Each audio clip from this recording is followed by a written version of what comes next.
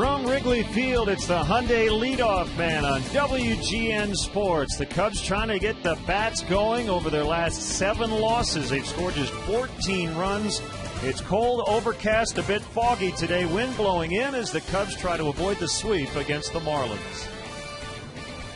Hi again, everyone. Welcome to the leadoff man. I'm Len Casper. The Cubs are trying to end a 4-game losing streak. They've also dropped 7 of their last 8. Another tough night last night in Game 2 of this series. Let's look in on the highlights. Florida winning Game 1 4-2. Florida not scoring early lately, except they did last night off Randy Wells. Cody Ross with a 2-run homer in the second inning, just the second homer allowed all year by the Cubs starter. Then he would give up another one in the third inning. Gabby Sanchez taking Randy Wells deep out into left center. 3-0 as the Marlins got their first runs before the 6th inning in a week. Now in the bottom of the 6th, Derek Lee hopefully now starting to heat up. An RBI double, just got away from Ross and right. Marlon Byrd scores. They've got the Cubs back in it. It's 3-1. Byrd a part of the next run, a sacrifice fly off Chris LaRue. That made it 3-2. The Cubs would then have runners at second and third with 2 outs for Aramis Ramirez.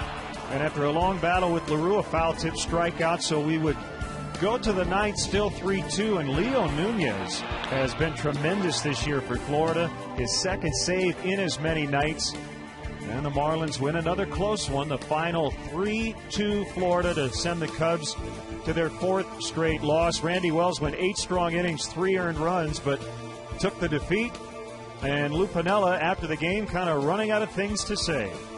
I don't know. I think I'm going to a casino in Indiana and play snake eyes. I don't know what else to say, I'll be honest with you. Oh, boy. As we go to break, let's look at today's Hyundai dealer of the game, Gerald Hyundai in North Aurora. See the cars the experts are raving about at myhyundaichicago.com.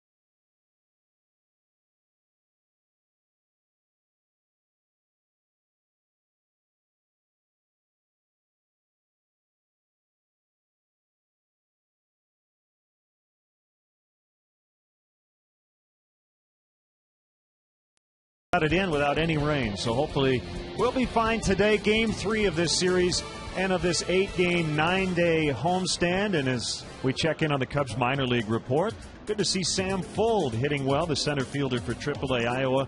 5-game hitting streak. Catcher Steve Clevenger with a multi-hit performance at AA, and Greg Rowan, the DH with Peoria, with his 25th RBI. Well, it's been an interesting roller coaster ride for rookie Starlin Castro, just 20 years old. He had an historic Major League debut in Cincinnati with 6 RBIs. It's been a struggle here defensively for him the last few days, but if you go back 25 years, Sean Dunston in 1985 at age 22, also committing 5 errors earlier on, and he was only hitting .217. Got to be patient with a kid who's only 20. As Lou said, just let him relax and play, and he should be just fine. And now time to get into the AutoZone tip of the day from our Bob Brenly, and it's pretty simple.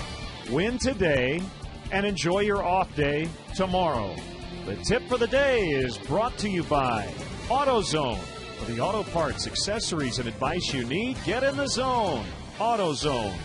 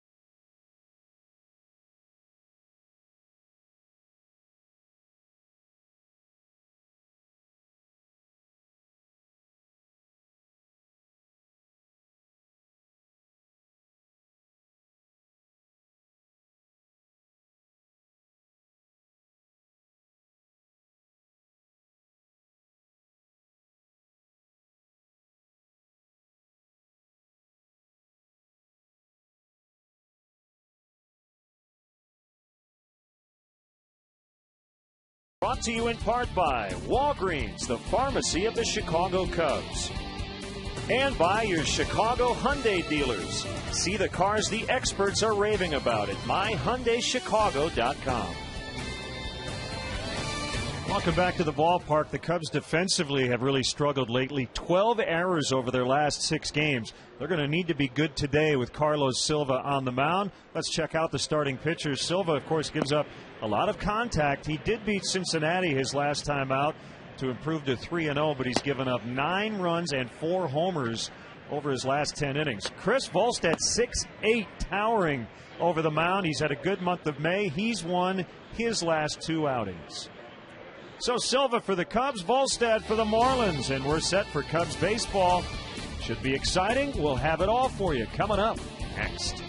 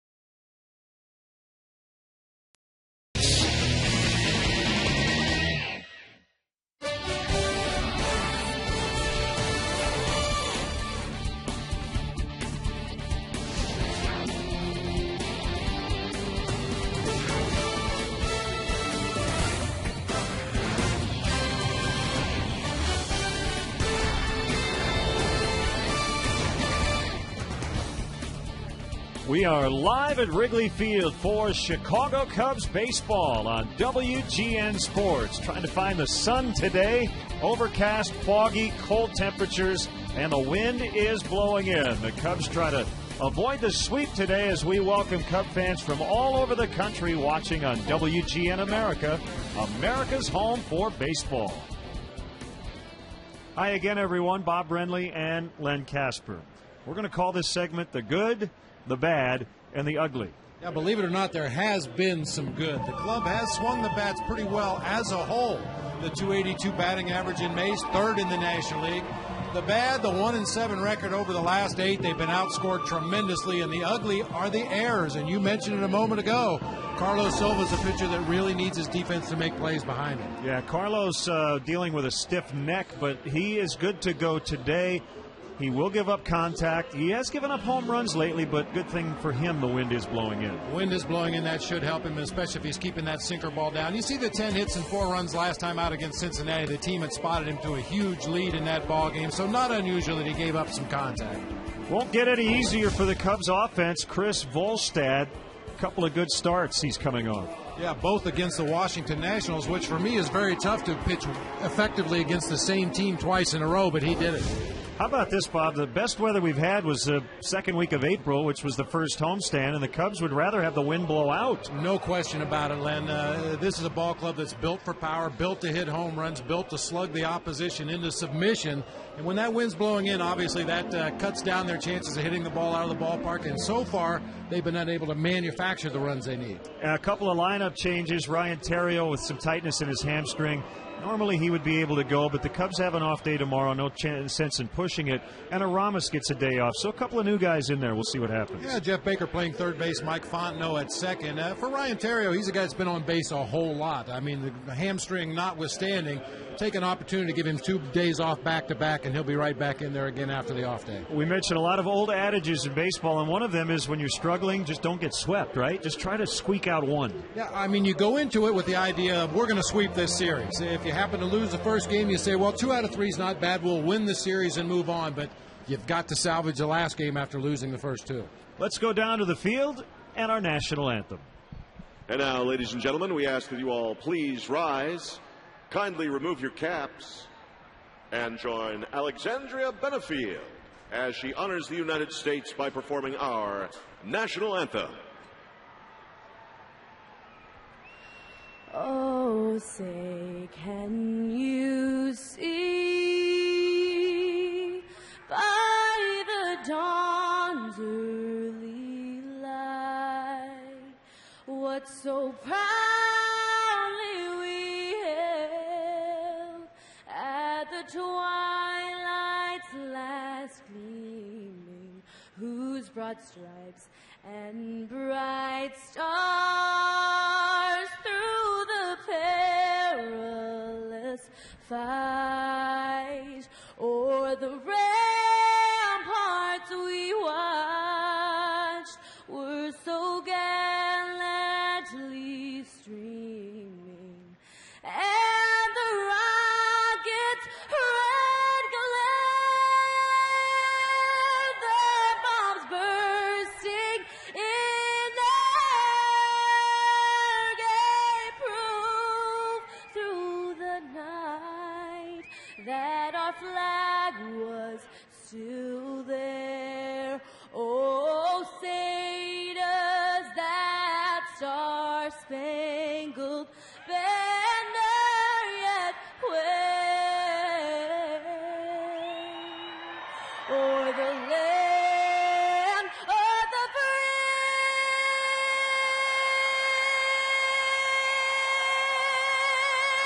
and the home of the brave.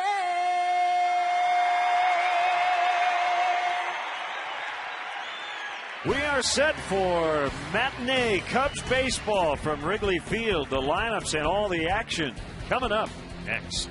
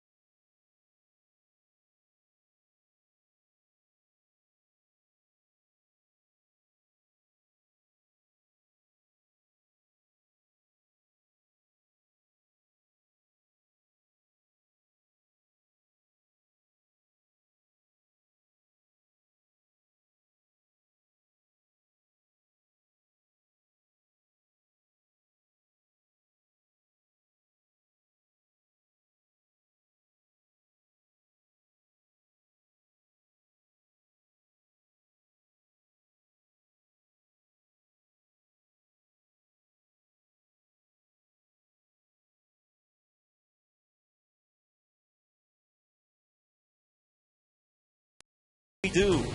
By Pepsi. Every Pepsi refreshes the world. Submit your idea at refresheverything.com. And by Illinois Lottery's newest game, Powerball Wednesday and Saturday jackpot start at $20 million.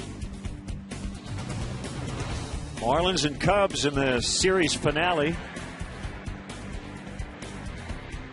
And the Marlins will line up this way offensively against Carlos Silva. Interesting that only one left-handed hitter in this lineup. We'll tell you why coming up. That's Coughlin leading off. Sanchez, Ramirez, Cantu. Ugla at second. Paulino, the catcher, big homer on the other night. Ross, the big homer last night. Carroll in right, and Volstad pitching. And let's check out how the Cubs take the field defensively today. Behind Carlos Silva, brought to you by Pepsi. Every Pepsi refreshes the world. Soriano, Bird, and Fukudome across the outfield today. Nothing unusual there. Some changes on the infield, however. Jeff Baker filling in for Aramis Ramirez at third base. Starlin Castro, the rookie, at shortstop. Mike Fontenot filling in for Terrio at second base today. Derek Lee over at first. Giovanni Soto once again doing the catching for right-hander Carlos Silva. One of only 6 pitchers in the major leagues to have at least 6 starts and has yet to lose a ball game. Hopefully that will continue today. And Coughlin takes strike one, according to the crew chief Mike Riley. And off we go. Lefties are hitting 160 against Silva. Righties at 307. Cooper, Miller, and Fairchild on the bases. And Mike Riley has worked 4 World Series, is back at the plate.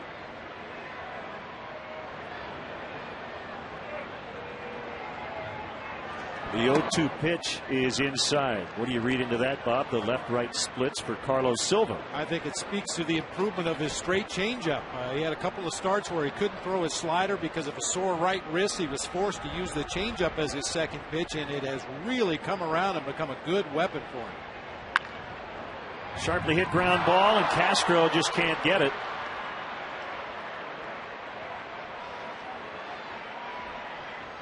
Time now for our Chrysler game forecast, brought to you by Chrysler. Can you hear my teeth chattering? For more information on our vehicle lineup, log on to Chrysler.com or stop by your Chicagoland or Northwest Indiana Chrysler dealer today. It's colder today than it was last night. That wind out of the north. Anytime you see the wind out of the north, that equates to blowing straight in. This could be to Baker, and it's dropped, and they don't get any outs.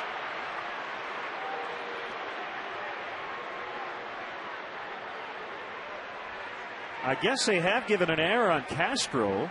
Tough error to start the ball game on the youngster. He had to go several steps up the middle and made a dive but couldn't get there.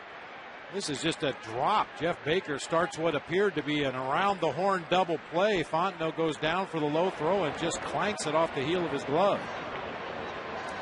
And now they have changed that first one to a hit, which is the right call. So Coughlin with a hit. And the error on Mike Fontenot, that's 13 over the Cubs' last 7 games. And we just spoke about it in the open of the show. Silva needs his defense to make plays behind him.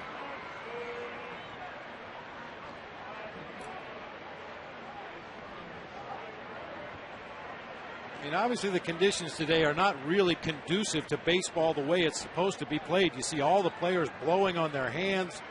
Most of the guys probably wearing long johns and undershirts and sleeves and sweatshirts underneath their jerseys, but still got to make plays.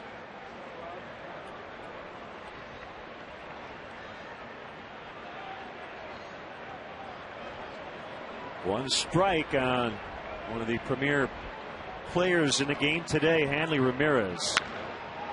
Soft liner, caught by Castro. Nice leaping grab by Starlin.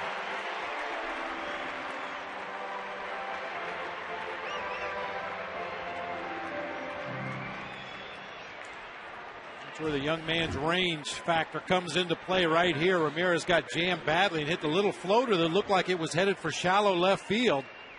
Castro goes back about 4 steps, stretches out that frame, and makes a really nice catch. I don't believe Coghlan would have been able to score from second base. He had to hold up to see if Castro could make the play, and probably would not have been able to score with Soriano charging from left field. So that makes Ramirez 0 for 9 in the series, and a good breaking ball for a strike to Cantu. Low and away.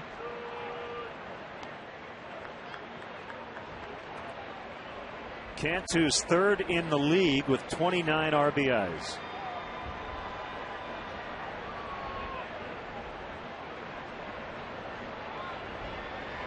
The pitch. Up the middle. Castro is going to step on second, and they return the double play as he got toppled over by Sanchez at second. So they get out of it. Cubs coming up.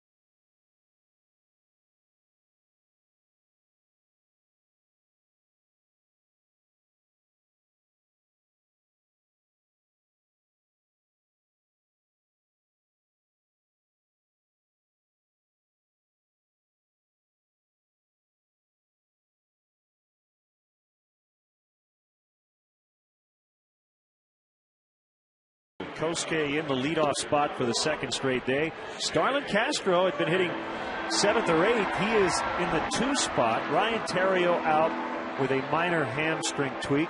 Bird, Lee, Soto in the middle with Soriano in left. Fontenot and Baker getting starts, and Silva hits 9th.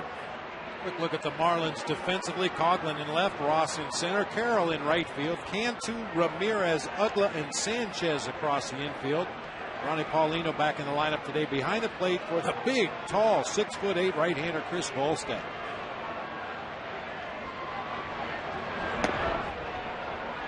His first pitch drifts wide of the strike zone.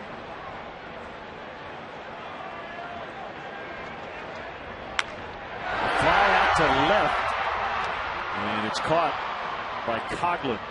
2 pitches, 1 out. You'll see Volstad feature a 2-seam fastball that will sink down and into the right-handed hitters. Also, he'll throw a 4-seamer across the top of the zone. A curve, slider, changeup. Marlins tried to tweak his mechanics a little bit to take advantage of that 6'8" frame. Work on a better release point and get more movement on his sinker.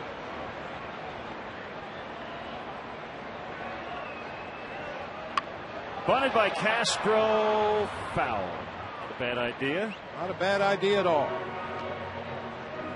And speed is one of his best assets, and the sooner you can incorporate that bunt for a base hit as part of your arsenal, the better. Cantu was playing way back at third base. And that's the proper way to do it. If you're going to try to bunt for a base hit on the first pitch, it should either be a fair ball just inside the line or go foul. You don't want to bunt it back toward the mound. You don't want to bunt it too hard right at the third baseman. It's either fair or foul down that third base line. If it goes foul, you still got 2 more strikes to work with in the at-bat. Late swing as he bounces to Gabby Sanchez, 2 down. Ryan Theriot again out. Not a serious injury. He should get 2 full days with the scheduled off day tomorrow. And rest that hamstring. And Aramis Ramirez just getting a day.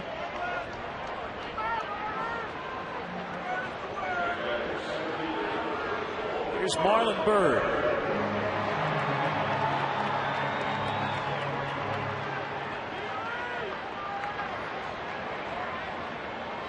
Cubs outfielders collectively have the best on base plus slugging in the majors at .969.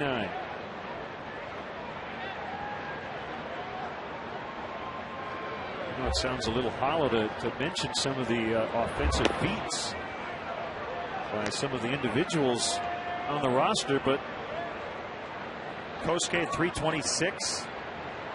See Soto at 325. Marlon Byrd 336. Alfonso Soriano 327. Ryan Theriot off to an excellent start at the plate, and it just hasn't added up into wins. But you just have to trust that if you continue to put up those kind of numbers, things will fall into place. They'll start dropping in with runners in scoring position. Volstad goes 1-2-3 in the first. 0-0 after 1 from the ballpark.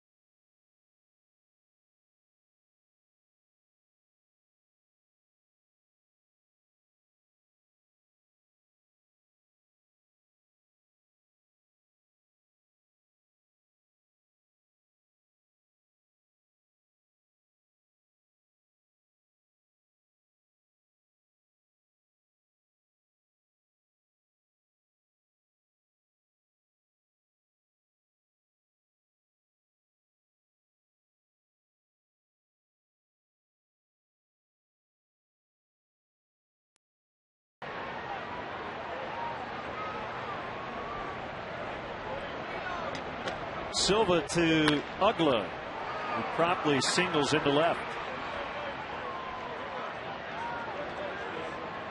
Hey Bob, we're going to be back in the bleachers coming up this Sunday. Hopefully we won't have to wear our rally caps on Sunday. We're going to be out in center field this year.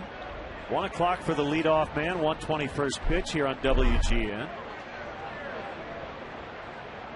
So they will clear some space out there, and we always try to be as respectful as possible as the Bleacherites welcome us into their humble abode.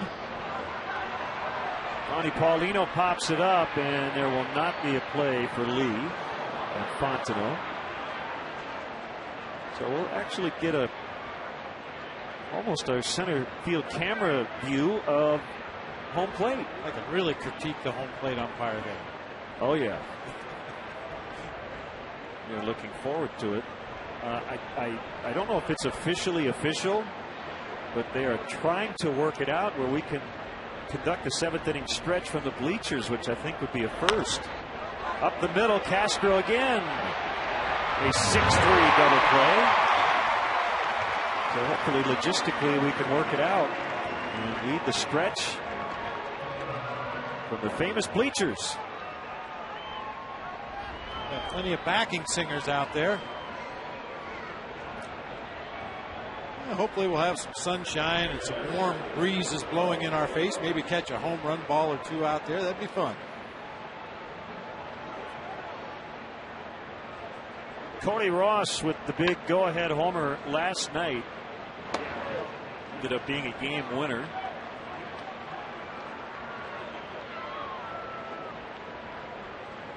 Marlins have had a weird offensive stretch. They scored 3 times early last night. The first runs they had scored before the 6th inning in 8 games.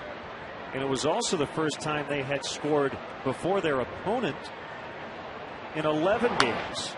So they had been playing from behind for the last week and a half. Well, and any manager will tell you that's no fun. You don't mind being tied or with even a short lead in the ball game, but when you're behind in a game, it really ties your hands as to what you can do creatively to try to manufacture some runs. You don't want to run into outs on the bases. You don't want to give up outs. Swing and a miss. Ross strikes out. So the leadoff hits have not hurt Carlos Silva early on.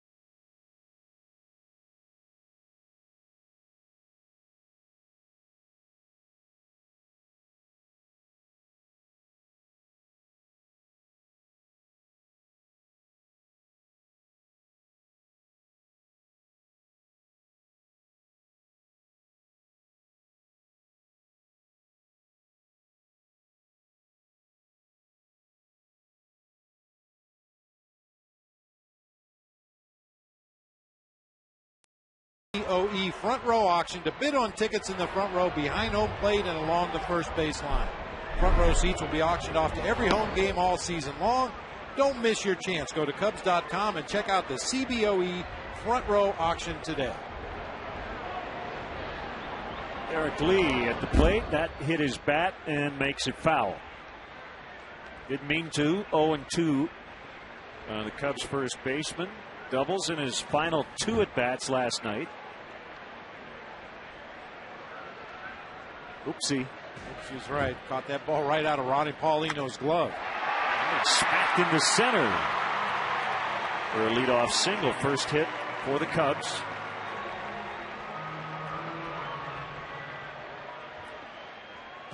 They're taking advantage of a bad mistake on an 0-2 pitch from Volstad. A rolling curveball that hangs up over the plate, belt high. Thank you very much. See the reaction by the Marlins pitcher out there on the mound. He knew he made a mistake. Soto hitting 5th with Ramirez out. Outside corner and a strike.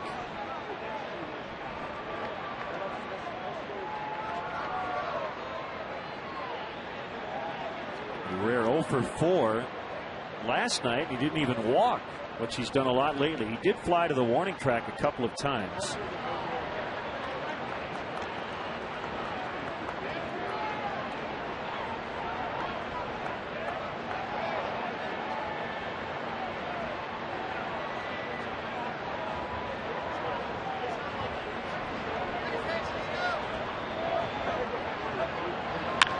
Ground ball. Backhanded by Ramirez. They get 1. That's it. That was thrown away by Ugla. It stayed in the field of play. Soto will have to hold it first. No error on Ugla.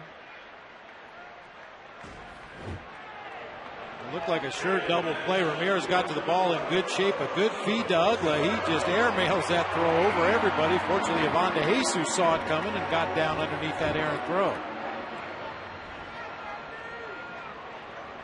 It was a smart play. Gabby Sanchez, the first baseman, he got the ball and he walked over and he tagged Soto, who was walking back to first base.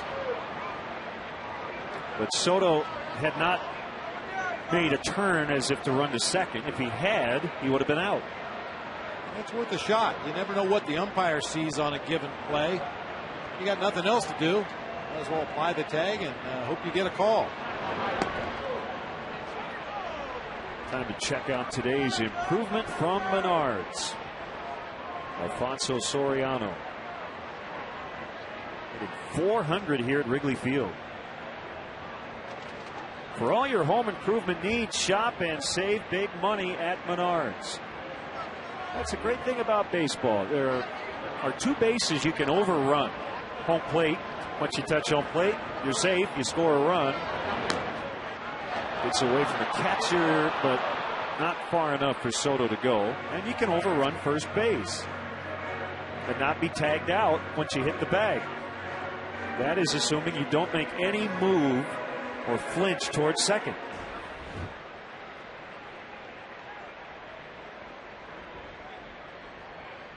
Well, Ronnie Paulino caught a break initially there. He didn't get any leather on that ball other than his shoe. It looked like it hit him on the inside of the right foot. That kept it close enough to home plate that Soto wasn't able to advance. That's deep to left, and it's going to be off the wall, right at the base of the wall as Soto heads to third. It's a double for Soriano, and the Cubs have it cooking here with one out.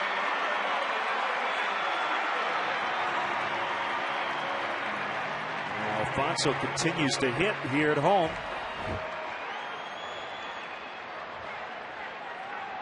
Cement mixer slider never really took much of a break and stayed up over the plate where Soriano could get full extension and drive that ball to the base of the wall in left field. How big is that non-wild pitch pass ball on Paulino now? The one that hit him in the foot and didn't get far enough away for Soto to advance to second. He would have scored easily on that double.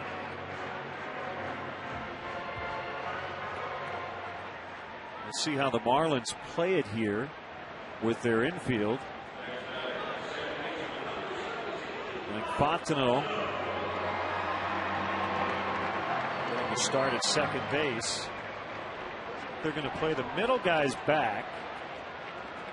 Really the only guy playing in is at third, Cantu.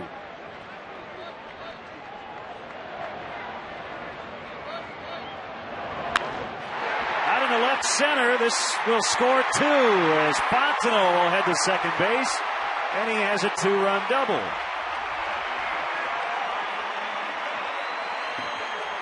Boy, is that good to see. It's one of the things that's been missing in the early going this year. We showed you all the offensive numbers, the impressive team batting average, but the clutch base hits. Mike Fontenot picking on the first pitch he sees from Volstad, splits that gap in left center field.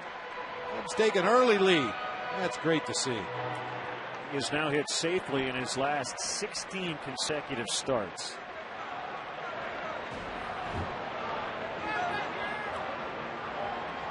And those starts now becoming more infrequent, with Ryan Theriot moving from short to second.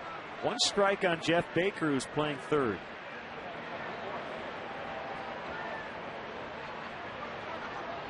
Second start of the year for Jeff at third.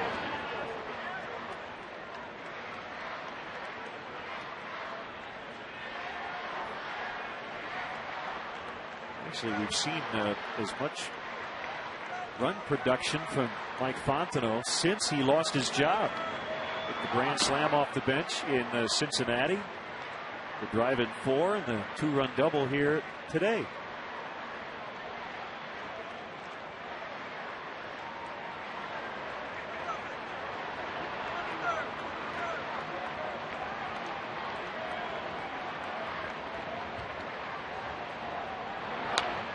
Off the end of the bat, foul.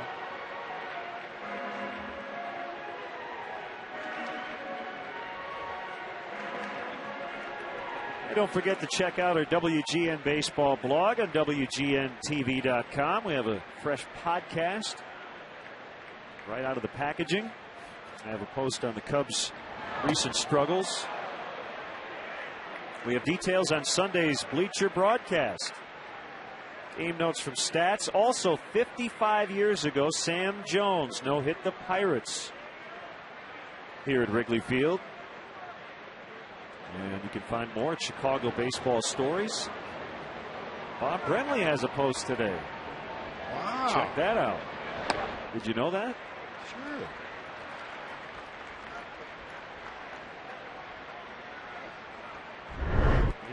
'55, Sam Toothpick Jones. First African-American player to throw a no-hitter in Major League history, May 12th, 1955. It didn't come easy. Ball 4. Sam Jones walked the bases loaded with nobody out in the 9th inning before coming back to strike out Dick Grote, Roberto Clemente, and Frank Thomas to preserve that 4-0 no-hitter in front of a robust crowd of 2,918 fans here at the friendly confines. Randy St. Clair is the Marlins pitching coach.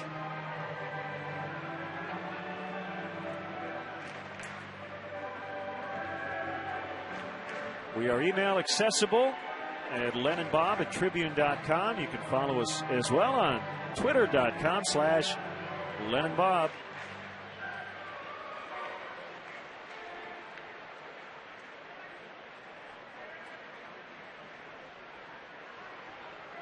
UFO Shadow following us on Twitter wants to know if we'd be better off going to the bleachers in June or July. Quote, you could take your shirts off. No. Not a good idea. Don't want to see that. Ready to charge as Silva gets down the bunt. Well, that's a nice job by Silva. It's a great job. He had Cantu and Sanchez about 15 feet away from home plate when he deadened that bunt. Now, the Marlins had that wheel play on where the third baseman and the first baseman charged very aggressively as the pitch is being delivered. Hanley Ramirez, the shortstop, was breaking to cover third. Dan Uggla was breaking to cover first. And Silva, you couldn't have rolled it out there any better than that. Got a little backspin on it. The ball checked up in the grass, and the only play Cantu has is to throw on to first base. 3 Marlin defenders in the dirt area around home plate when that ball was bunted.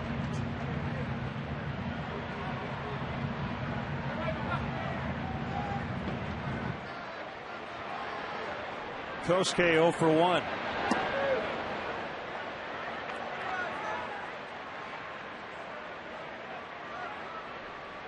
RLJMB23 tweets, a great way to reintroduce yourself to the Bleacher Bums is a free round on you. That was directed to you, right? Not so sure about that.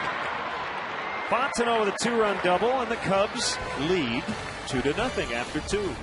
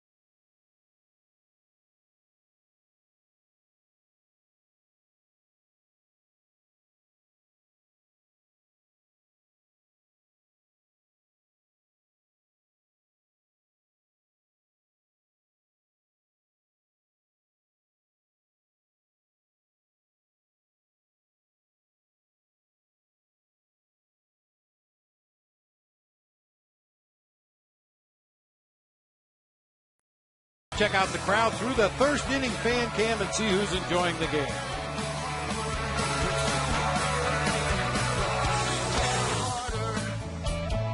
Jesse, let's go for a ride. I know a place that we can stop. I know a place that we can drink and kiss for a while. I know a place that always makes you smile. It was the Hold Steady Bash headliners a couple of years ago with Hurricane J. Budweiser, it's what we do. Top three, 2-0 Cubs. As Carlos Silva works to Brett Carroll. Great to have with us Cubs owner Todd Rickets, who got on his bicycle today for a great cause on a beautiful day here in Chicago. How was the ride today? It was really just great. You know, we were lucky not to have any rain. We had a great time. We took our time. We chatted, and we made it to the game. So everybody's pretty excited at this moment. And tell us about World Bicycle Relief. Well, World Bike Relief is they're sponsoring the Bike Valet. So our ride today had two missions. We wanted to draw a little attention to the Bike Valet here at Wrigley, so people know they can ride their bike down and park it for free, and it'll be secure and safe. And then World Bike Relief is sponsoring that Bike Valet. And what they do is they're local. They're a Chicago charity here, and they bring bicycles to students, aid workers, teachers in Africa and third world countries to help them use those bikes as a tool to improve their lives. Yeah, a lot of people ride their bikes here recreationally, but in Africa it's a necessity in a lot of places. That's right. I mean, if they don't have a bike, they don't have anything. They're going to be walking, and you know, there's a lot of great distances. We think the United States is big, but the people in rural areas in Zambia and Zimbabwe, it's a big task. Looks like you hooked them up with some pretty good seats next to the Cubs dugout today. The whole idea, I said to FK, who's the president of World Bike Relief, I'm like, we'll wear red shirts. We're not playing the Cardinals, so it's okay. And we'll sit down there by the Cubs dugout, and we'll get on TV a little bit. I think we've got some in a box over here too. We can see from here. Well, Todd, I know a number of the Cubs players, as the weather gets nicer in the summer, they ride their bikes here to Wrigley Field and park them in one of the storage areas down there near the clubhouse. So maybe you can get them to valet their bikes over there. Yeah, it just, really it makes a lot of sense around here. There's the bike paths are nice. The city of Chicago is a relatively bike-friendly city. Mayor Daley's pretty bike-friendly, and it just gets a few cars off the streets and helps everybody out. There's Ryan Dempster, who proudly rides his bike to work many days. Yeah, that's right. I'm sure he does, yeah. 2 down in the inning. It's Chris Coughlin at the plate. We're with Todd Rickets.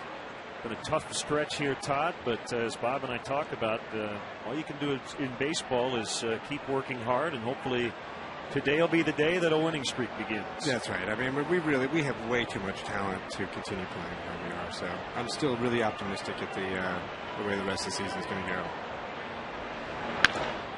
Up the middle, Castro behind second base will throw out Coughlin in a 1-2-3 inning. Todd, thanks for the time as always. Yeah, thanks for letting me come up here. We'll have some hot chocolate and warm up. Again, worldbicyclerelief.org. Check it out.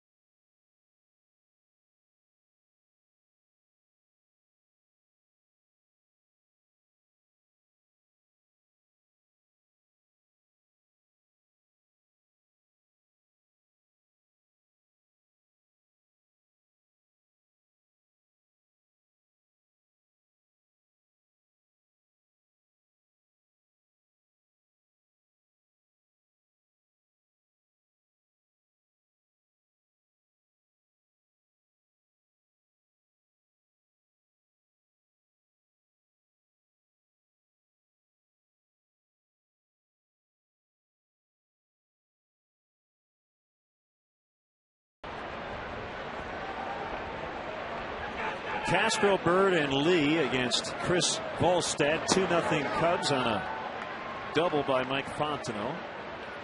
1 strike.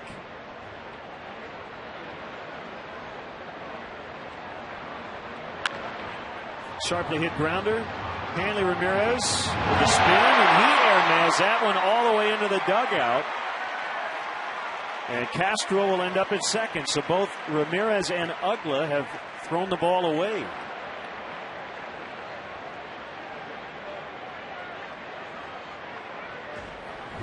Be a base hit and an E6, allowing Castro to advance on to second base. We've talked a lot about Starlin Castro's speed. He's going to put pressure on the defense. Andy Ramirez showed good range going up the middle of the field, rushed his throw, and airmailed it into the camera well.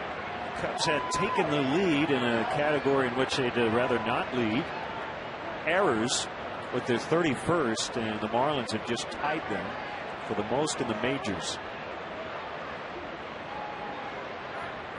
So a good start to this third inning as Castro continues to get on base. Had 2 hits last night.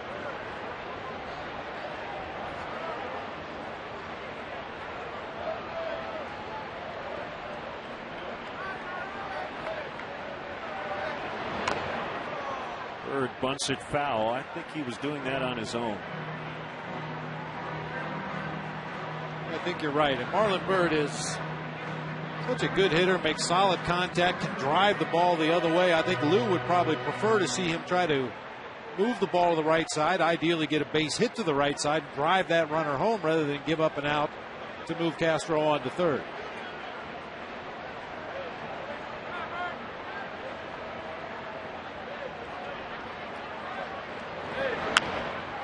Pulls it. Castro has to wait. Ramirez's throw is going to be late. That'll be another hit. Back-to-back infield hits.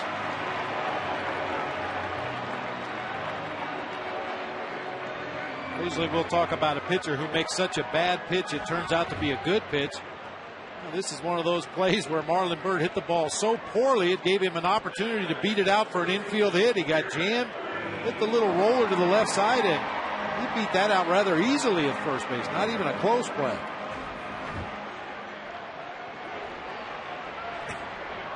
Let's see Marlon's reaction. I mean, the result was good, but as you say, it's not the swing he wanted. 1-0 on Derek Lee. I'll tell you one thing, the Cubs are not picky right now. No. We had the good, the bad, and the ugly. They'll take a lot of ugly hits. Try to avoid ugly hits. Bounced foul into the dugout.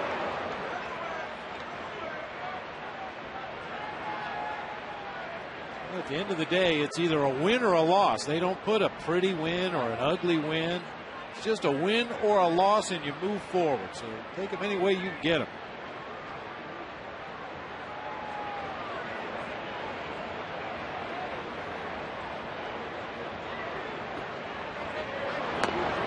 Inside on a fastball. It's 2-1. I'll tell you one thing, Len, through the first 2+ innings of this ball game, the Cubs hitters have seen more fastballs inside from Chris Volstad than they have in a long time. Most opposing pitchers are just working away, especially to the guys in the middle of the lineup. There's a fastball on the outside corner, but Volstad's MO is to work both sides of the plate with his heater, and he's continued to do that in this game. Sure, Jim Palmer, the Hall of Famer who has worked with Volstad, has preached the idea of working inside. 3-2 on Lee.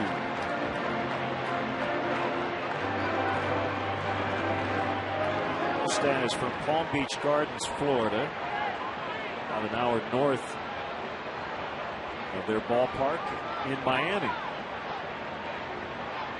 Runners go on the 3-2, and it's hit foul out of play.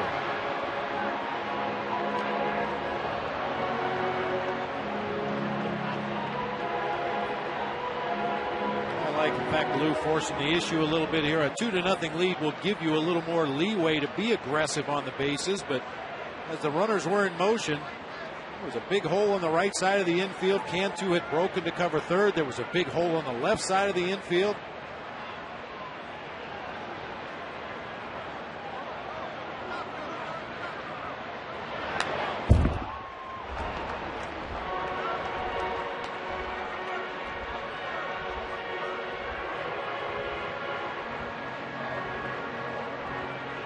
Unusual on a full count situation like this with the runners in motion on 2 consecutive foul balls to see some kind of a pickoff attempt. Try to catch either Starlin Castro or Marlon Byrd breaking too soon.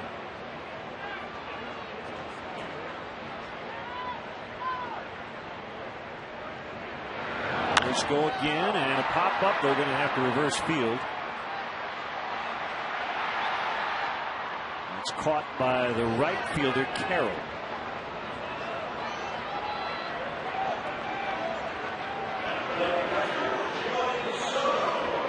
Chicago Cubs baseball on WGN TV is sponsored in part by the Illinois Lottery Mega Millions. Friday's Mega Millions jackpot is $31 million.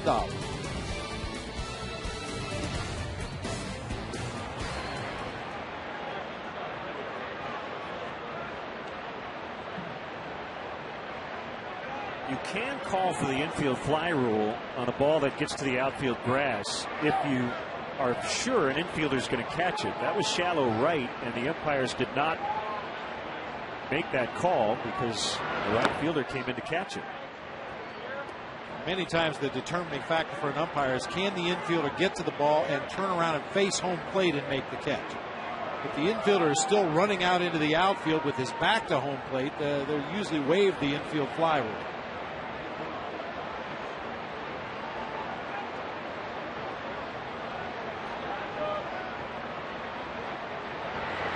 Swing and a miss by Soto. 1 ball, 1 strike.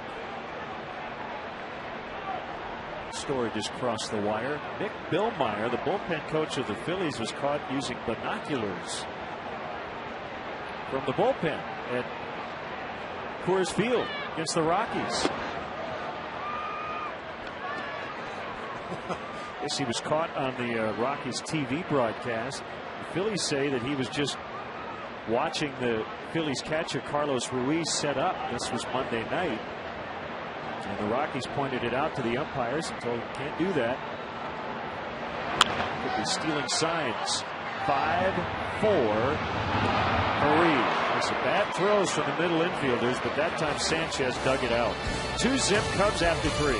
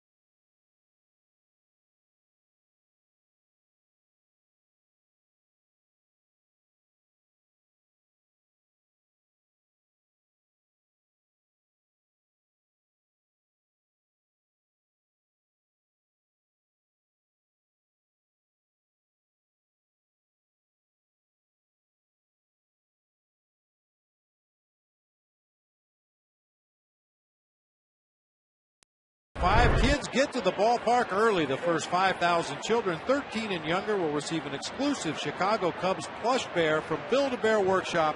Compliments of Pepsi and Aquafina. You can name it Bob if you'd like. Sure.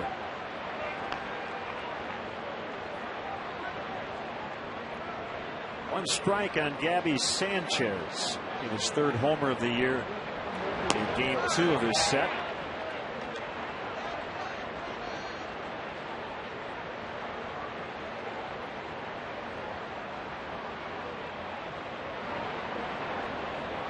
I'll give a shout out to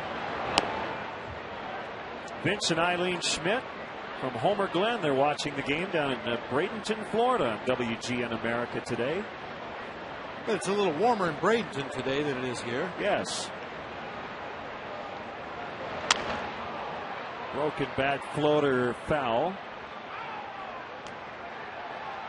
Also happy birthday to the Cubs coordinator of office services, Randy Scoes, and to Charlotte Rothschild, who tomorrow will turn 16. I'm sure Dad is excited about Charlotte, who will be able to drive starting tomorrow. Daughter of Larry Rothschild, the Cubs pitching coach. One of the many joys of raising a daughter nowadays. Just wait, Larry, it only gets better. If that worried look is for the game today or his daughter taking to the roads.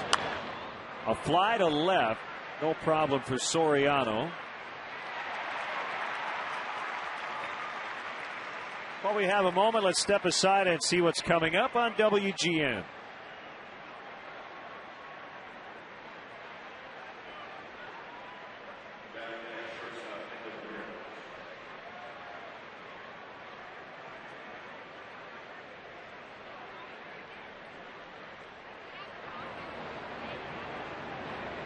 Ramirez robbed of a base hit by Starlin Castro in the first.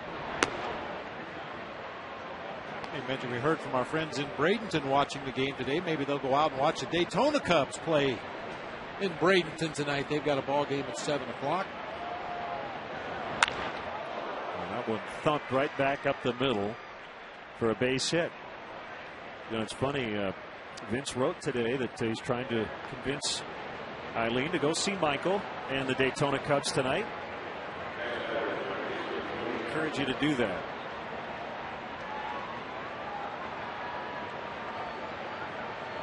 That single was Ramirez's first hit of the series.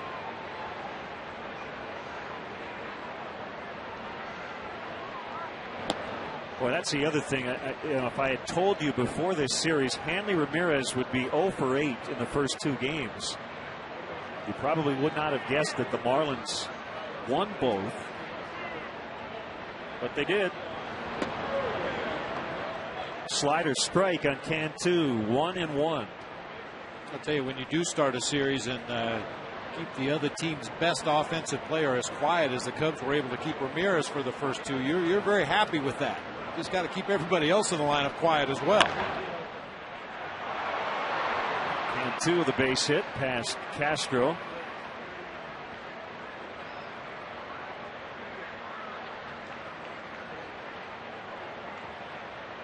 Ramirez is one of those guys. If he gets involved in the action, if he's on base a lot, he can really plug in and do some things. He might be one of the most physically gifted players in the major leagues. And if he makes up his mind that he's going to be a force in a ball game, there's very little you can do to stop him.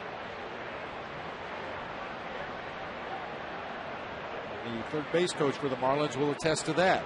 Joe Espada tried to hold him up at third base on a base hit into left field in game 1 of the series, and Ramirez got thrown out at home plate. You know, I read in the Miami Herald that Ramirez was not reprimanded for that. He said he was afraid to stop, that he was going to blow something, like a hamstring. So I guess his thought was he saw the sign too late. Look sooner.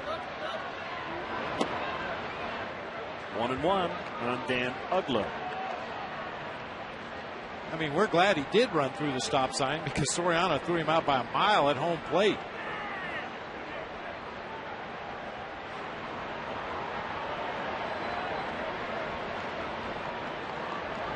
Here's a pitch.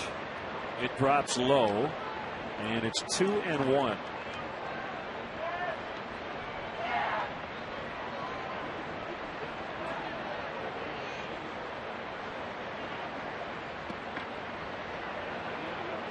First time the Marlins have had 2 runners on. Fouled at the plate, right at the feet of Soto. 2-2.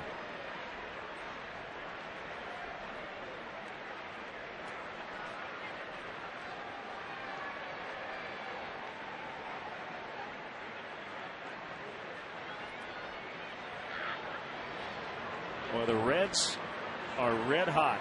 Back-to-back shutouts in Pittsburgh. A 4-hitter today, 5-0 the final. As Homer Bailey went all the way. No walks, 6 strikeouts. The Reds are 19-15. They've won their last 5 in a row going back to Saturday against the Cubs. And the Pirates have gone very cold. They've only won 1 game since they swept the Cubs last week.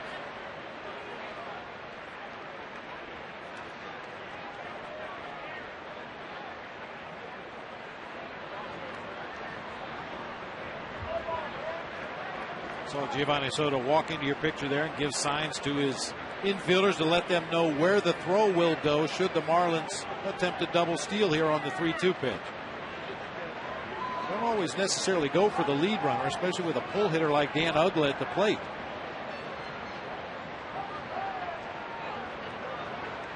You'd like the left side of your infield to hold their positions defensively in case Uggla hits a ground ball that way. So I would venture a guess here. If we have a strikeout at home plate, Soto will be throwing to second base if there is an attempted double steal.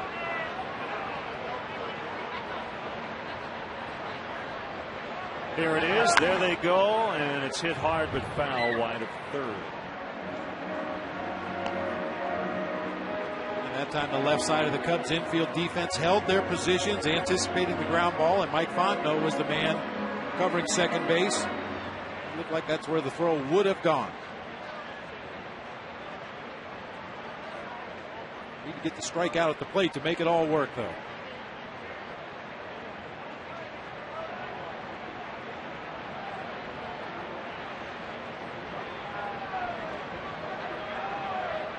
They're not going this time.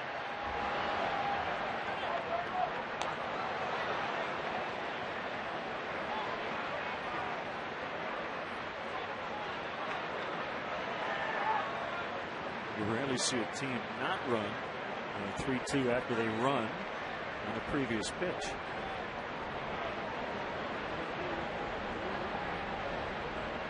There they go. Rollover grounder charged by Baker. Off balance throw gets him for the second out. Wrigleyville Rooftops has premier seating for up to 200 guests for corporate gatherings, family reunions, and bachelor or bachelorette parties. Individual and group tickets are available for all games. For more details, go to www.wrigleyvillerooftops.com or call 773-248-ROOF. Ronnie Paulino hit into a 6-3 double play his first time. He hit the game-winning 2-run homer in the 7th on Monday night.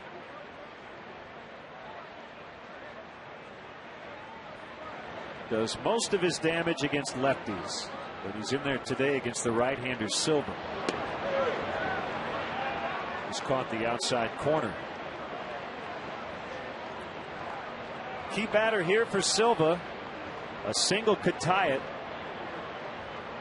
Well, Cantu has a huge lead at second. And a base hit. Ramirez is in. Bird with the throw toward the plate. It's going to be up the line, and Cantu scores. Bob, he had one of the biggest leads you can get off second base, and was a little surprised Silva didn't step off. It's 2-2 as Paulino ties it up. Well, he needed every bit of that lead off as well on that hard hit ball into center field. You could see the lead that Cantu had at second. He was almost halfway to third base when that ball was put into play. A good throw still makes it a very close play. I think they may have had him at home plate with a good throw, but unfortunately that tailed out of the hand of Marlon Byrd up the third baseline just a little too much.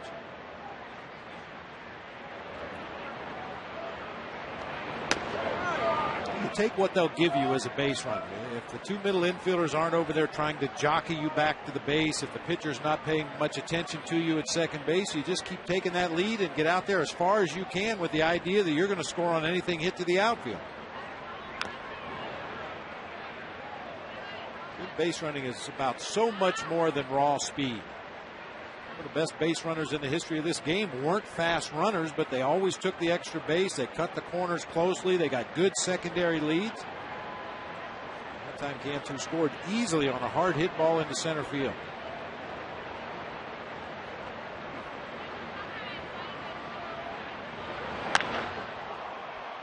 High and deep to right. Kosuke back. Just enough room as he backs into the wall. That hurt.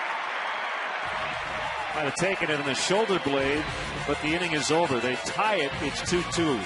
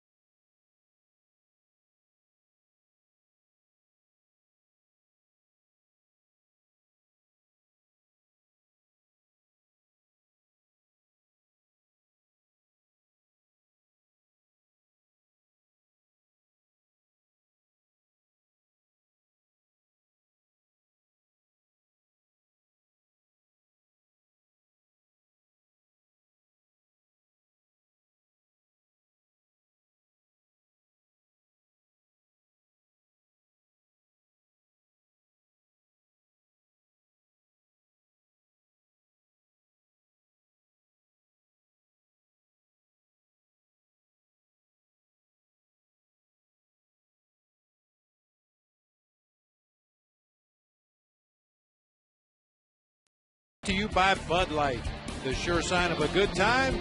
Here we go. Ronnie Paulino tied it up with a 2-run single. It's 2-2. Each team with 2 runs, 5 hits, and 1 error. Alfonso Soriano with a double and a run takes high, ball 1.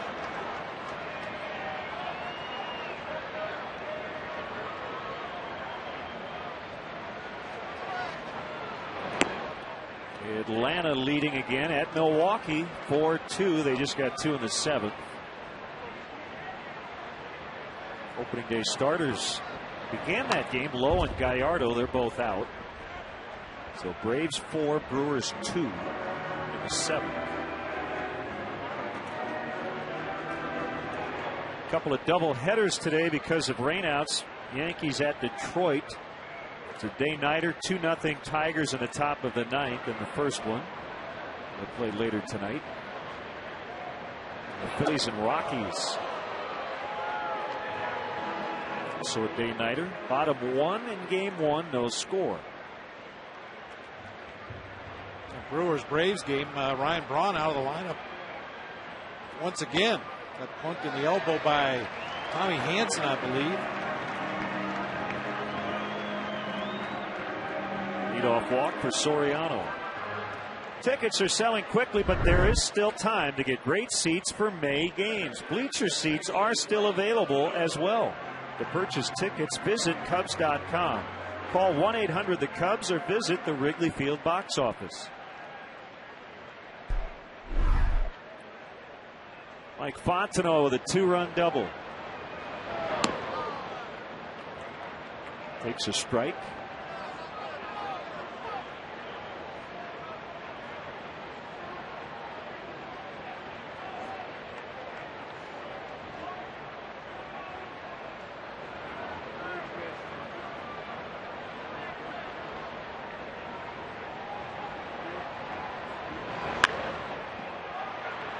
Ramirez flips, Ugla relays, and this time his throw is right on the mark. Second double play turned by the Marlins. We've seen 4 overall in the game. Well, we know Carlos Silva has the good sinker, and when he's on his game, he gets a fair share of ground balls. And Volstad pretty much out of the same mold with that 2-seam fastball. The curve and slider both have a lot of downward movement. The Marlins turn an easy one right there.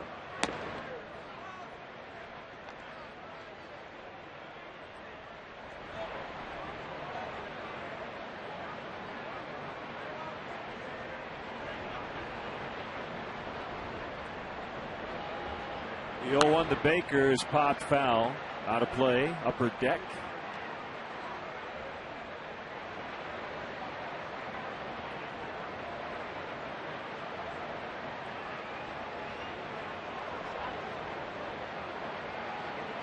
Cubs are a season worst, 6 games under 500. Swing and a miss. Tie game after 4. It's 2-2.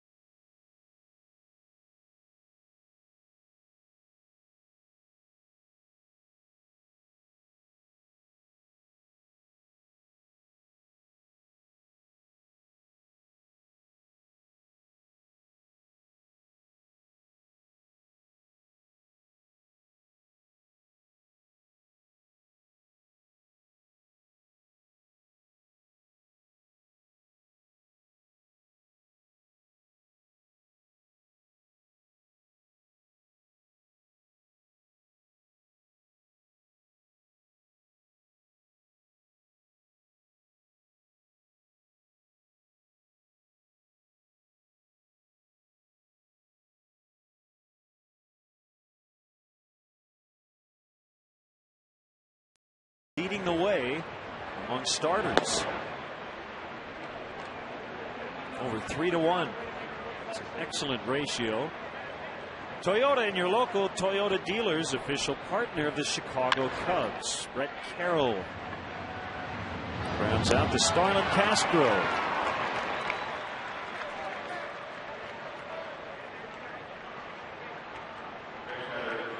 Bring up the 6'8" Chris Volstad, who loves pitching at this ballpark, but he admitted that he's got to watch where he walks. Doesn't want to give himself a concussion in the visitors' dugout. Do you ever have any teammates who bash their noggin? Well, I banged my head a couple of times. I mean, both dugouts are the same, but you know, when you only come in here for 3 games a year and something exciting happens on the field, you jump up off your seat in that dugout and jam your neck right back down into your shoulders.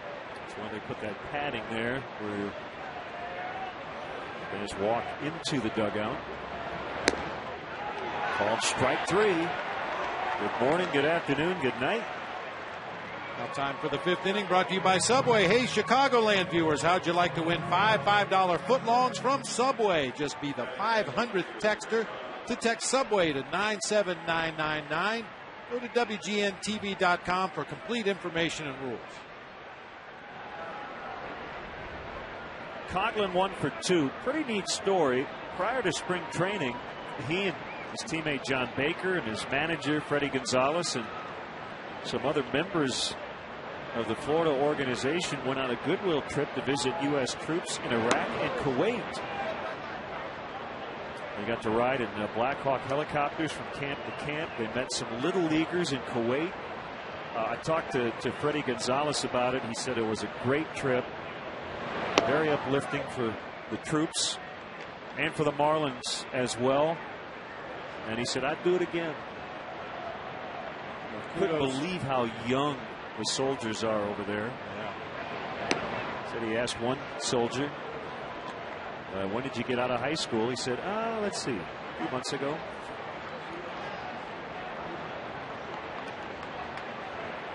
Well, I think in instances like that, the players that go to make the visit get as much, if not more, out of it than the people they're going to cheer up. Well, you get an appreciation for just how incredibly stressful and difficult their task is. It's certainly eye-opening for everyone involved.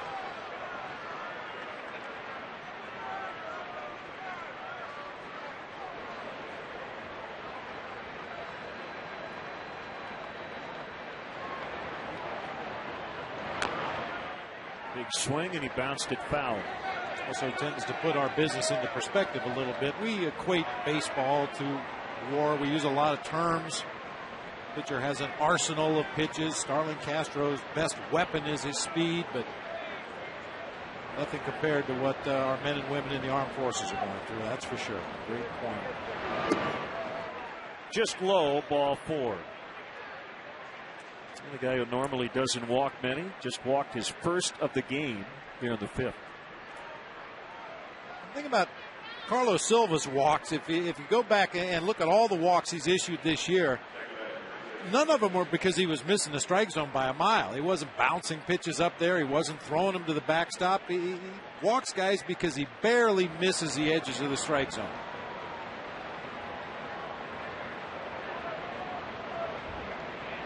Faces Sanchez. A little lean there by Coughlin. They almost got him. I think he was going. Just had a flinch, and it almost cost him. Ever so slightly was getting his weight out on that right foot, ready to cross over and make his break for second base. And by sliding back to the outfield side of first base, that was the difference in safe and out over there at first. Derek Lee had to drag that tag the width of the base further to get to the back corner, and that gave Coughlin just enough time to get in.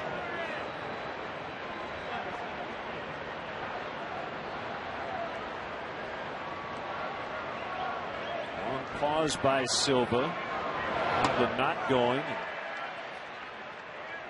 Swing and a miss, 1 strike on Sanchez. It certainly would make sense to try to run in this spot with 2 outs in the inning. And Coughlin trying to get into scoring position. And that's one of the most effective things you can do as a pitcher. I think Giovanni Soto has some mitt issues here.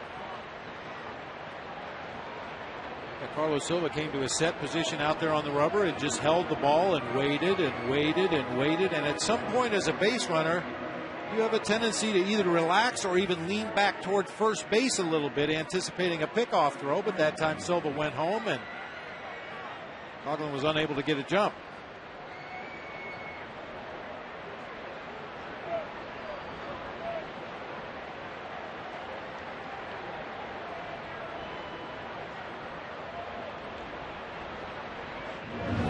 Well, the eye black for the Marlins today.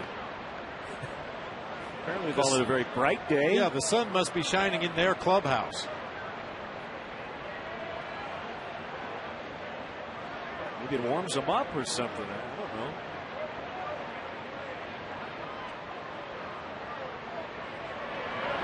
Cubs pitch out. Coghlan was not running.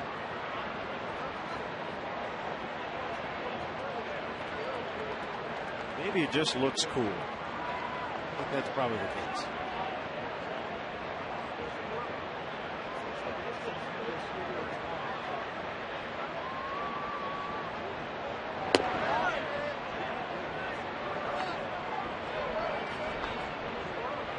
From the looks of the rest of this sequence here, it looks like Coghlan was just trying to ambush Carlos Silva and take off on first movement on the first pitch, because ever since then Silva has broken up his rhythm to home plate. He's had the base runner leaning back to first base on some of his deliveries to home. Doesn't look quite as anxious to run now as he did on the first pitch.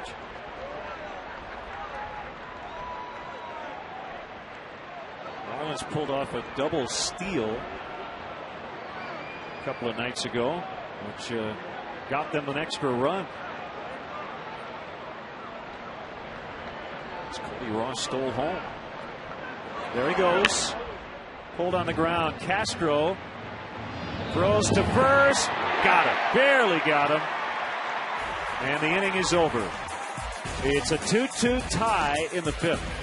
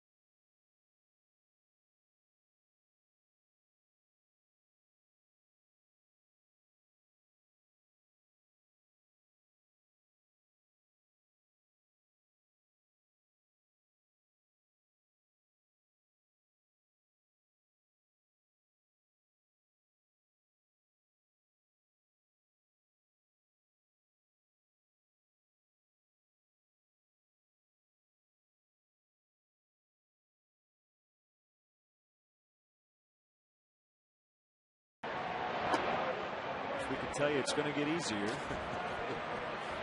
One word for you: plastics.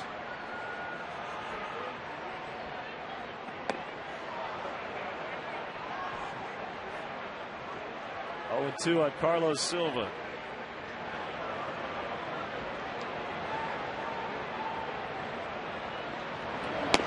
Got him. Second strikeout for Holstead. Against the last 2 batters.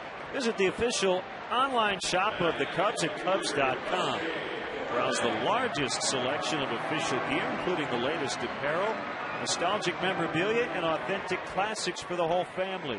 Get your gear from the official source, the Cubs.com shop. Accept no substitutes. Kosuke 0 for 2. Remember, he banged into the wall making a catch out in right a couple of innings ago and appeared to wince a little bit.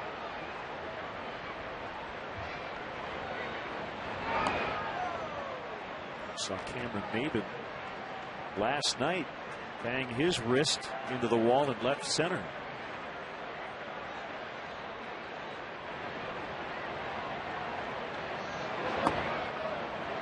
Said baseball's not a contact sport. Well, it wasn't a middle infielder or a catcher, I know that. Guys up the middle trying to turn double plays get hit with regularity, as do the catchers at home plate on those collision plays. And the outfielders banging into the outfield wall, the side walls, pursuing those foul flies. A lot more contact than you realize.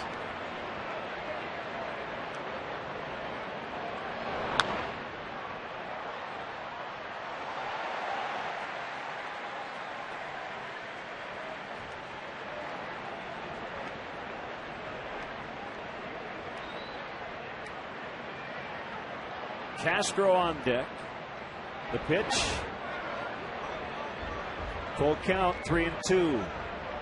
It's a good thing Kosuke wasn't using his batting practice bat on that pitch. He uses a much longer, much heavier bat when he takes batting practice. Would have been tougher to check his swing. And he takes ball 4.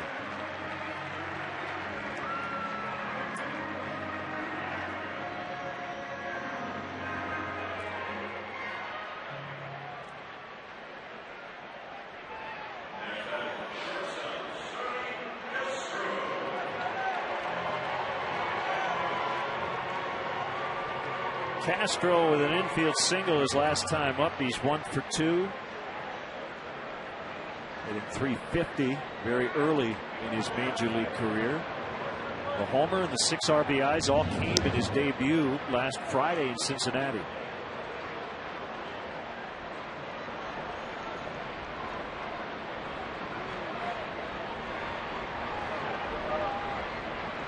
Get a good look at just how tall Chris Volstad is. Towering over the mound. The first round pick, line drive, left center, base hit.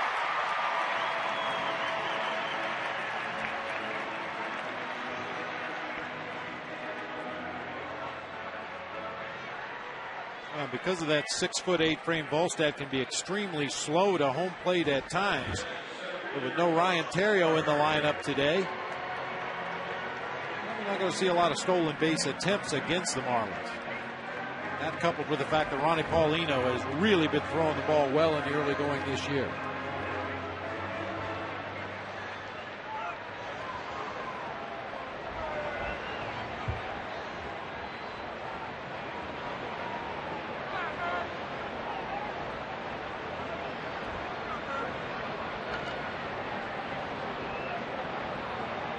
Pitch to Bird, ground ball, fair.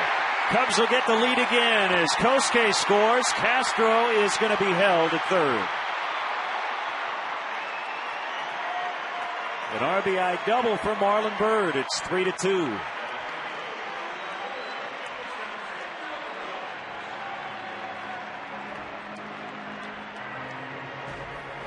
Just inside that third baseline on a sinker, down and in. Marlon Bird gets around that ball. A lot of topspin as that ball shot down into the left field corner. Mike Quade once again waited till the last instant to throw up the stop sign on Starlin Castro, waiting to see if Coghlan would handle that ball cleanly out in left field. And when he did, he threw up that stop sign and sets up an opportunity for D. Lee here with 2 men in scoring position. Kicked away, and Castro scores 4-2. Bird now at third with only 1 out on a wild one from Volstad. That sure looked like a cross-up the way Ronnie Paulino reacted to that pitch. A pitcher and a catcher will go over their signs with the runner at second base. Yeah, he was completely baffled. He had his glove turned fingers up to catch that ball, tried to turn them fingers down. It got through all the way to the backstop, and Castro scores easily.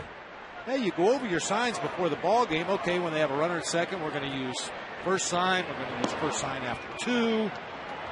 We're going to use some system of counting. The pitcher gets out there and forgets. Well, I should say maybe Ronnie Paulino forgot. Somebody forgot. But I notice you always go to the pitcher first. 2-1. Because that's a survival act for a catcher. You definitely want to know what's coming every pitch, especially with that runner at third base. Infielders in, 2-1 on Lee. Here it is. Bird holding. Volstad picks it up, and they get the out on a nice backhanded dig by Gabby Sanchez.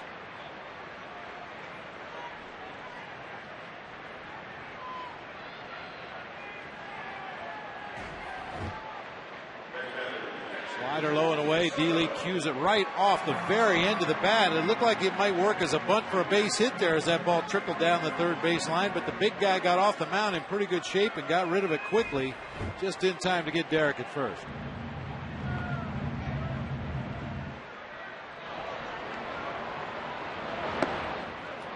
Breaking ball is low and away to Soto.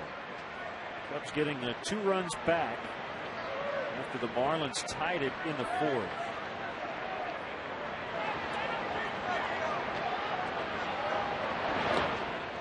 Another one gets away from Paulino, but Bird has to hold.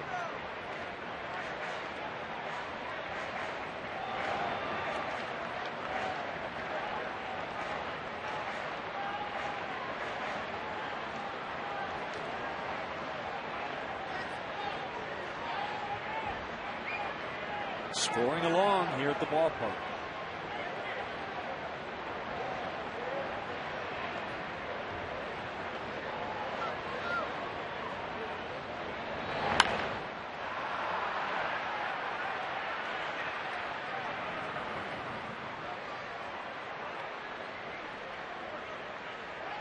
Cubs are off tomorrow, and then the struggling Pirates come in starting Friday.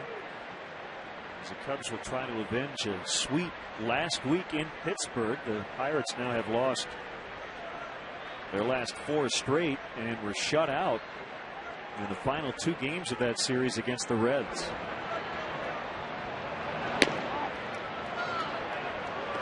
Friday's game here on WGN, and then again we'll be in the center field bleachers on Sunday. 1 o'clock both days for the leadoff man here at WGN. Paulino again has it squared away on ball 4.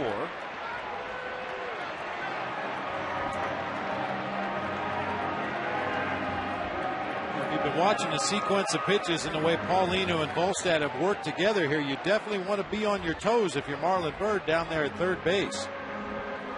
One legitimate wild pitch and a couple of others that got away from Paulino, but not far enough to advance.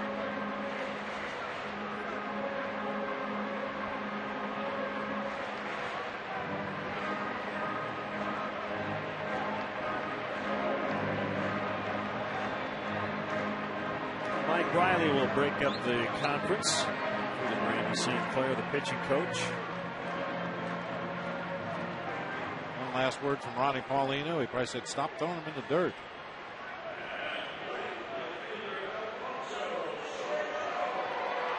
Paulino's a guy that is in there for his bat. There's no question about it. I mentioned he's done a very nice job throwing out base runners this year.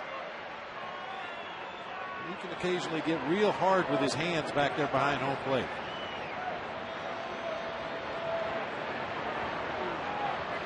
Two already in. First and third. Here's Soriano. Ball strike.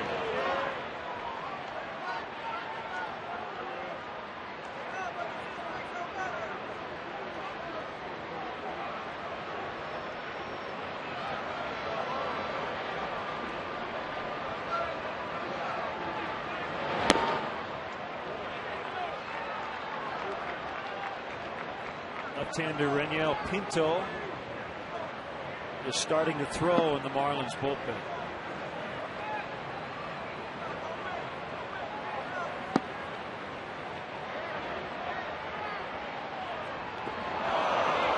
He's way out in front of home plate.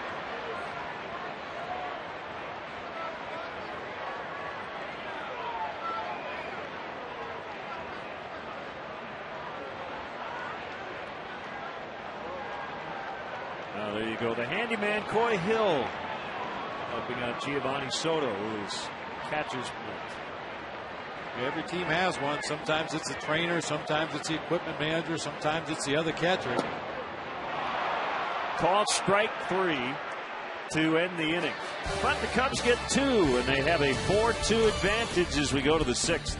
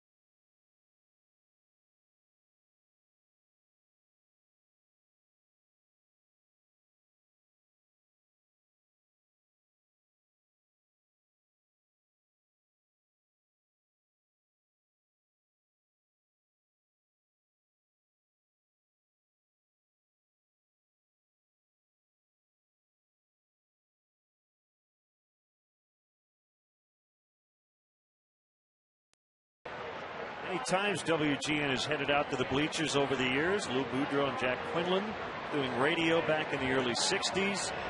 And Harry Carey under the scoreboard.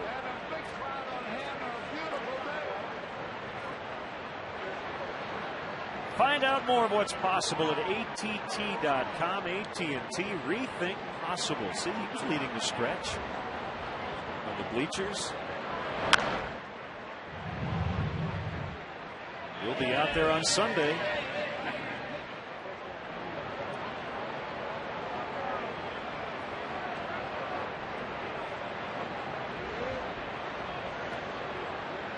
One strike on Hanley Ramirez. Won the batting title last year at 342. And that'll get down in front of Marlon Byrd. He has 2 hits today.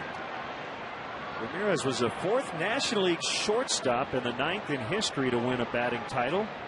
And the first since Dick Groat in 1960. You just mentioned Dick Groat, right? With the no-hitter. Struck out to make the first out in the 9th inning of that no-hitter.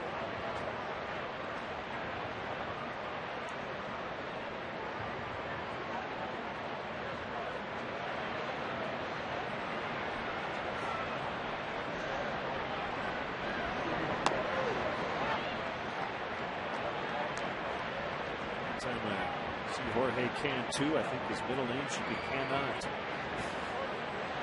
Cantu.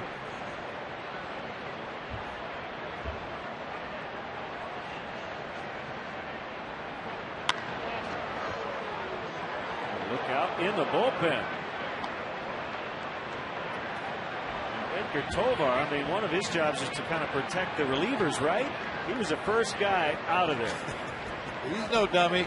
He's got the most padding on, too. Scatters the gallery. He's going to hear about that.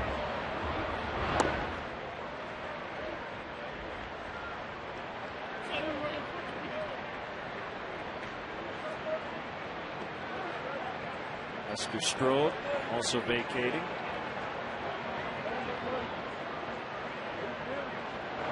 Well, and you know how it is in the bullpen. These guys are probably saying, Lester, you moved pretty good for an 80-year-old. Yeah, it could be a tough crowd down there. Yeah. You know, and because of the conditions here today, it wouldn't surprise me a bit to see some of those relief pitchers maybe come back to the dugout and go on up to the clubhouse between innings, try to warm up a little bit, just in case Silva should need some relief in the very near future. High fly, well hit. Fukudome going back just onto the warning track, and he gets Cantu for the first out.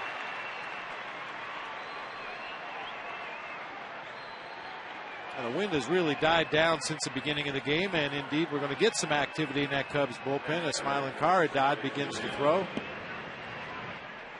The flag's barely moving out there in center field now.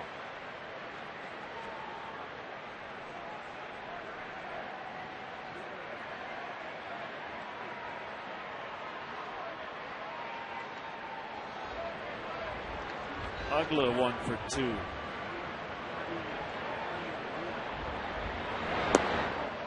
Well, just the way Dan Ugla stands at the plate when he gets ready for the pitch, he looks like a home run hitter.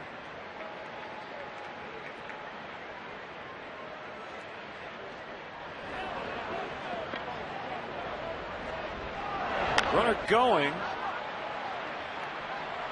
Bird coming way in, and he makes the catch with Ramirez back to first. On the last name, Bochenek from Carpentersville is today's Hit the Jackpot with Powerball contestant. If the Cubs hit a home run in the next inning, Ivan Bochenek will win 100 chances to win the Powerball jackpot, and tonight's jackpot is worth $97 million.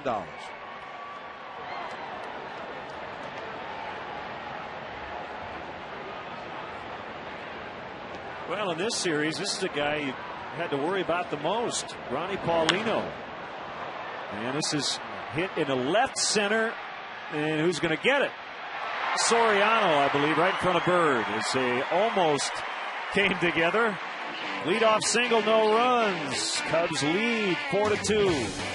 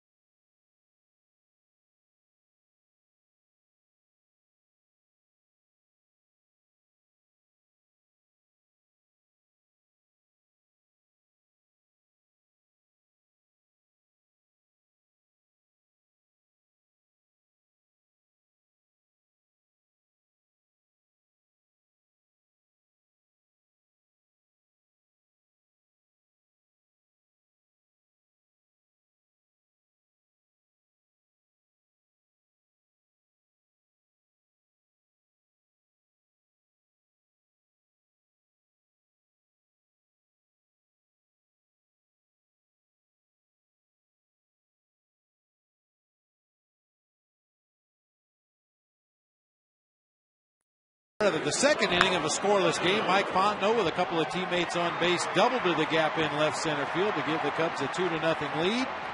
Only BMW offers ultimate service. Buy a BMW now and pay zero maintenance costs for 4 years or 50,000 miles, whichever comes first.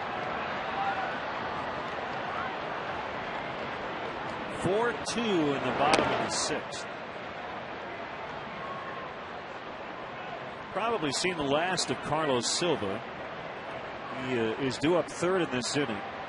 And Sean Marshall has just started to loosen, and Carlos Zambrano is stretching out in the pen. So Cubs will probably leave it up to their bullpen, which has been pretty well rested, especially the top guys out there. Off day tomorrow. So Luke can use everybody if he so chooses.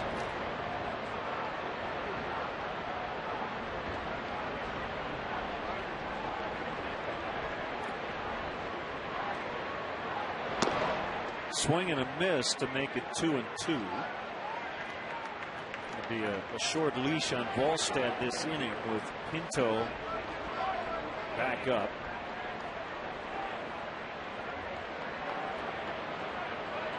Freddie Gonzalez doesn't want this game to get away from the Marlins any more than it is right now at a 2-run deficit.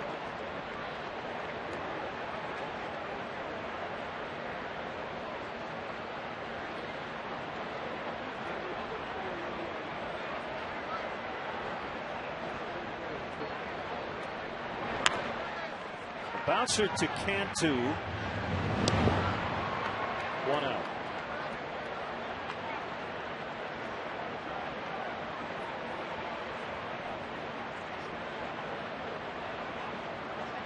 Here's Jeff Baker, who has walked and struck out.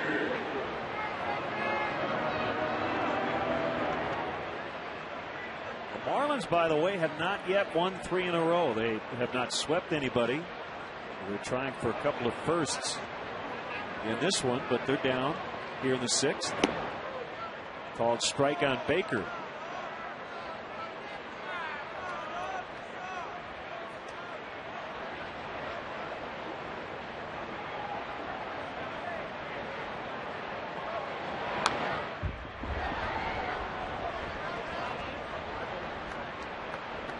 Carlos Silva is in the on-deck circle. This is an obvious decoy. I think there's any way Silva would take the at-bat. Or perhaps if Baker got a base hit, maybe you leave him in there to bunt him in the scoring position. I think we're going to see a pinch hitter regardless. Volstad and Paulino both wanted that pitch. You can just tell by the slight hesitation.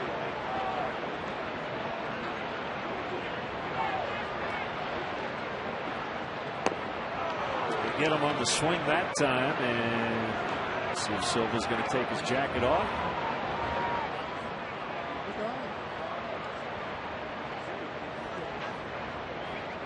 Cub fans, if you want to manage the game along with Lou Piniella, log on to WGNTV.com. Right now, click on the WGN Sports Game Zone banner to connect to all the up-to-the-minute stats and info while you're watching at home. Game Zone sponsored by the Great Escape, pools, patio and play sets, hot tubs, and more.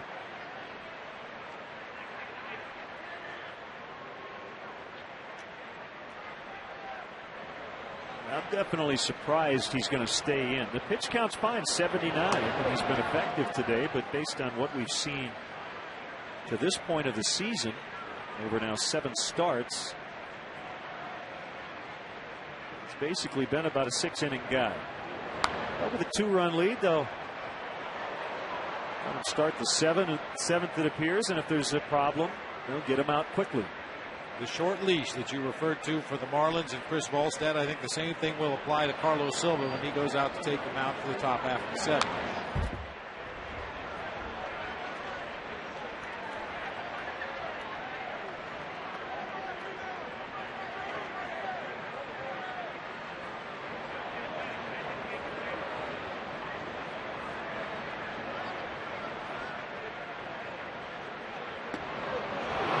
Called strike 3, and that'll end the inning. Off to the 7th as Larry gets on the phone 4-2 Cubs.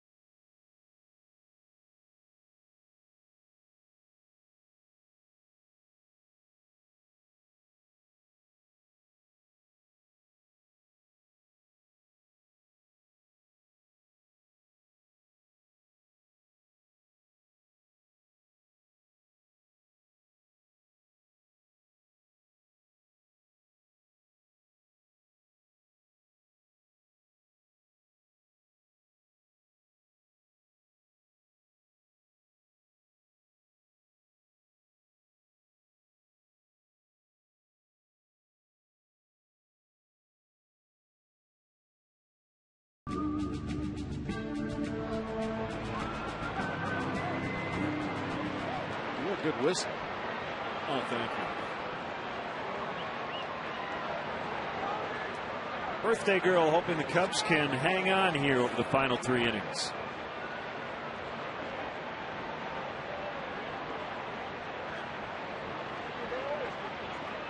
Cody Ross leads it off. Former Cub Doug Glanville will join us for the 7th inning stretch.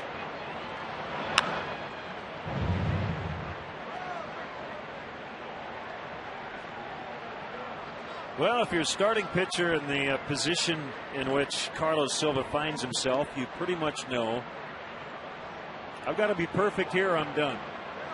It's pretty obvious. With Zambrano and Marshall ready in the bullpen, and the Cubs nursing a 2-run lead.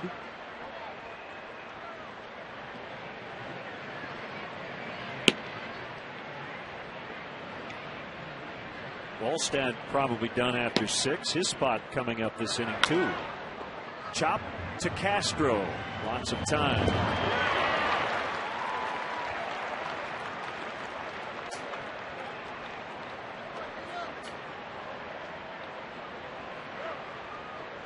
And not that his troubles are completely gone, but Starlin Castro looks in much better rhythm defensively today. He has his feet moving well, getting his momentum, going toward his target to make his throws. He's trying to slow the game down a little bit.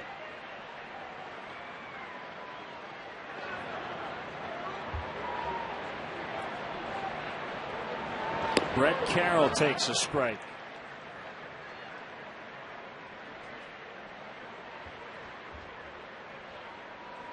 Brian Peterson, a left-handed hitting outfielder, is on deck for Volstad as Carroll muscled that foul. 0-2.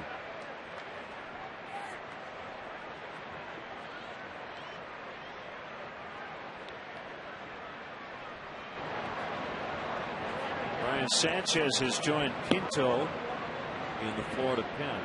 Here's Peterson.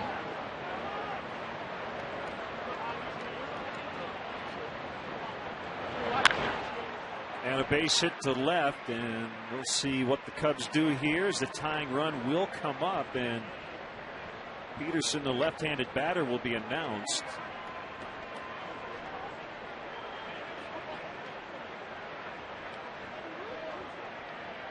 They're going to let Carlos go after him. Maybe.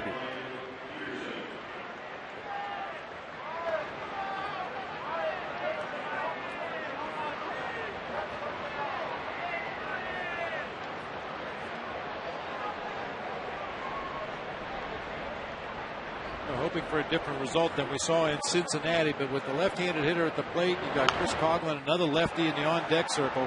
It would seem like Sean Marshall's point of the ball game, but we'll see how it works out this time.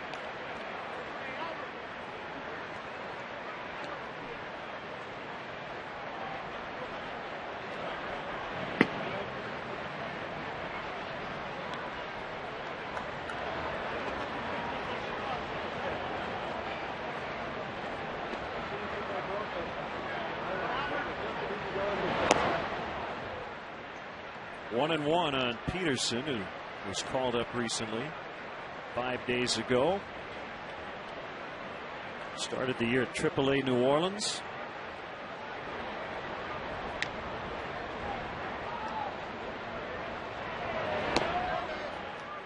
A career .287 minor league hitter.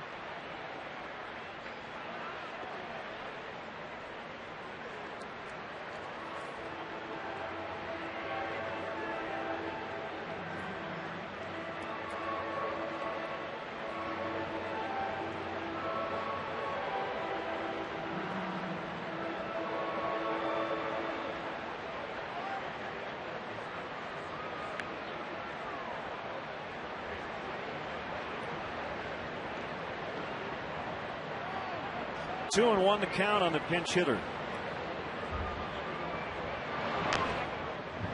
Make it 2-2. We're getting near the point, Bob. Was it Joe Garagiola who said the brains are spilling all over the field? Oh, yeah. We're nearing that point. Usually it's around the 7th or 8th inning every day in the National League. Relief pitchers available. What pinch hitter do you use? Send a relief pitcher out to the mound, you might get a different pinch hitter. I think that was what entered into Lou's decision to leave Silva out there to face the left-handed hitting Peterson, because a couple guys available off that Marlins bench have ridiculous numbers against Sean Marshall. Brian Barden 5 for 6 lifetime with a home run. Wes Helms 3 for 7 with 3 doubles. So if you bring in the lefty to face this lefty, he's probably going to have to deal with one of 2 right-handed hitters that have had good success against him in the past. You know, it all gets back to, you have to make your choice. Do you like Carlos Silva on the left-handed Peterson, or would you prefer Sean Marshall facing possibly one of the right-handed pinch hitters that Freddie Gonzalez would send up to the plate?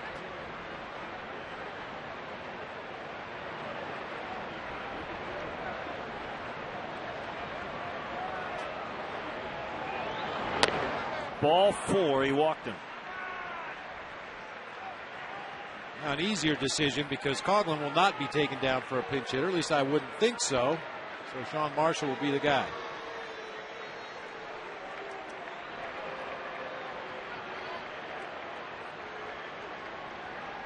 So 2 on with 1 out, and the Cubs leading 4-2 in the 7th.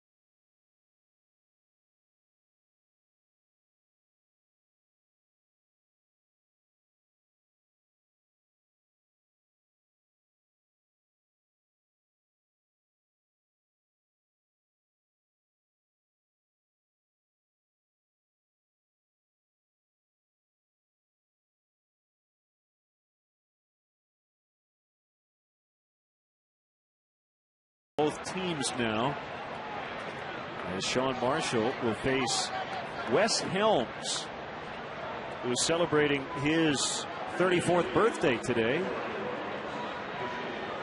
So they do pinch hit for Coghlan and go with the veteran Helms.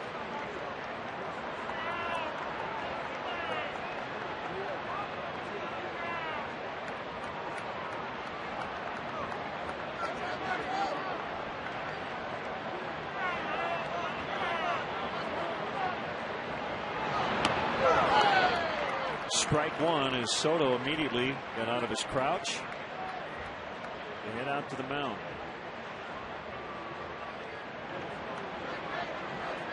Usually that means some kind of a cross up, although Soto handled that slider with no problems back there behind the plate.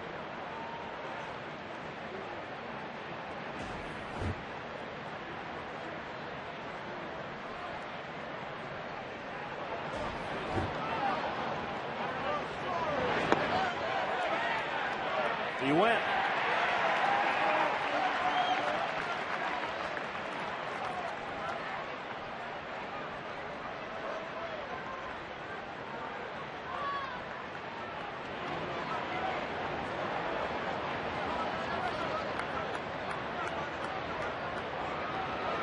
Kick and the 0-2 pitch. Low. Carlos Silva, nice job today. Gave up 1-run scoring hit. The 2-run single by Paulino in the 4th. That was it.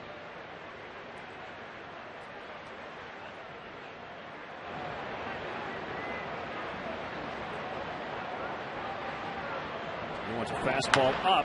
Chopped up the middle. It leads Fontenot right to the bag. A 4-3 inning-ending double play. Stretch time with Doug Glanville. Take me out to the ball game is former Chicago Cub Doug Glanville.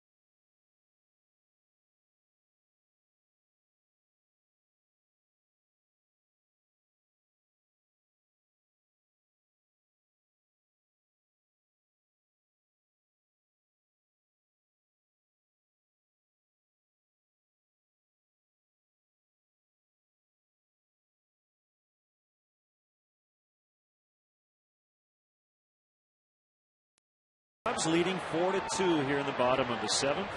Top of the order, Kosuke Fukudome fouling it off. Doug Glanville, former Cub, and one of the smartest people we know in the booth with us.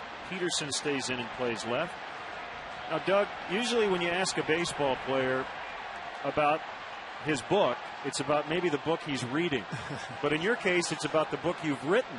Yes, which just came out. Yes, congratulations. thank you very much. It's the book, The Game from Where I Stand. I've been working on it since March of last year. A little insight into the inside life of a ball player, and I think they'll find some different stories. It's very personal. 1-1 on Kosuke.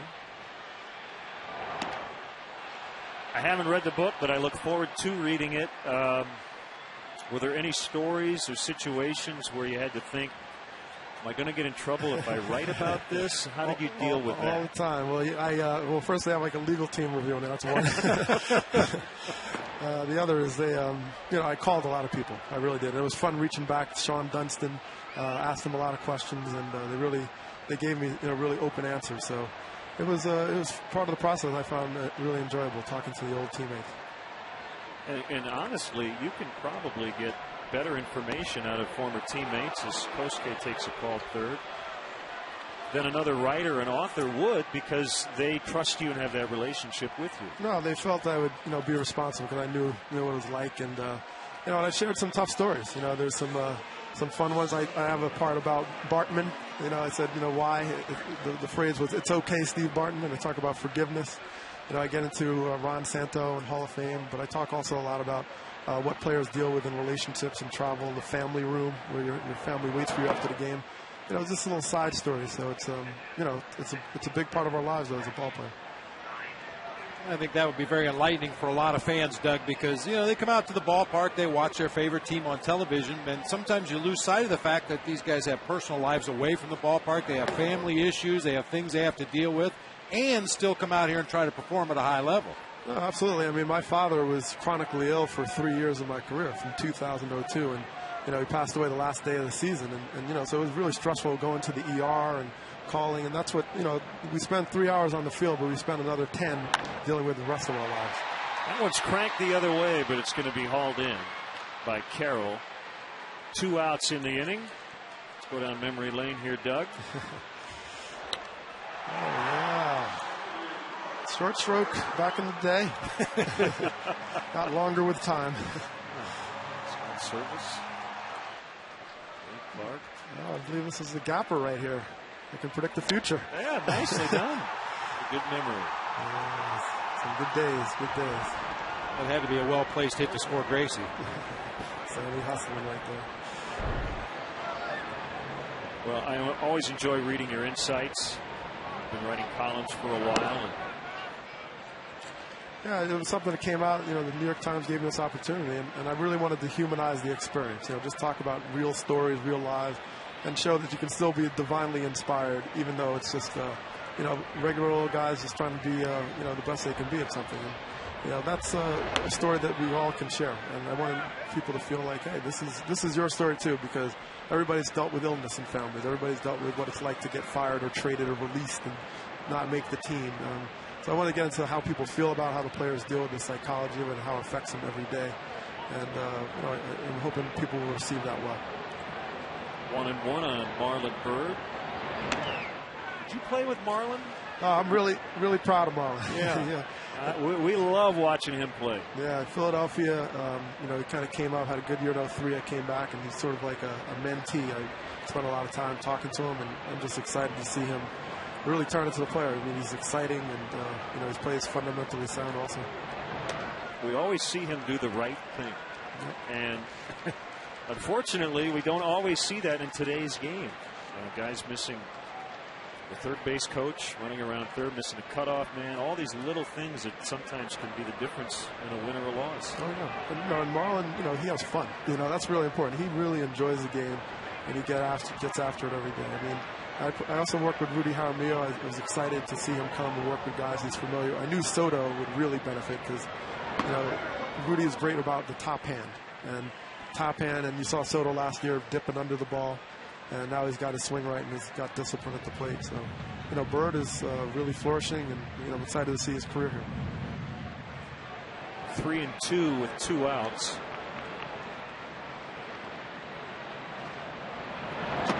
And a foul tip strikeout. We look forward to the game from where I stand from Doug Glanville. Always great to see you, Doug. All right, Lynn, thanks for having me on.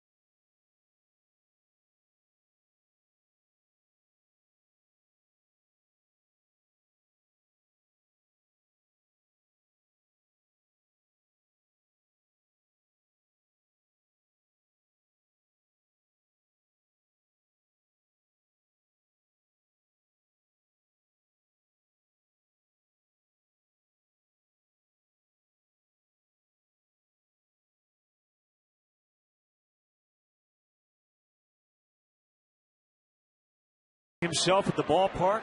Sure wasn't too happy about striking out to end the 7th, but his team leads 4-2. And here's Big Z.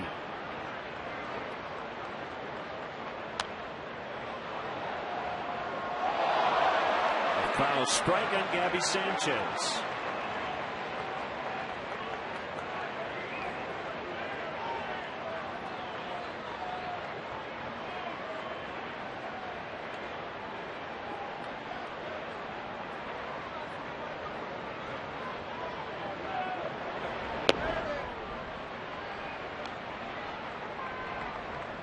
In some ways, I know it's not outs 25 through 27 for Z, but this might be the toughest part of the order. Swing and a miss, 1 and 2. As Ramirez and Cantu and maybe Ugla here in the 8th. And the better he is in the 8th, the easier it'll be on Carlos Marmol in the 9th. Good opportunity for Big Z to start an inning fresh here. Several of his previous appearances, he's come in with runners on base. Just to start the inning clean here with nobody on.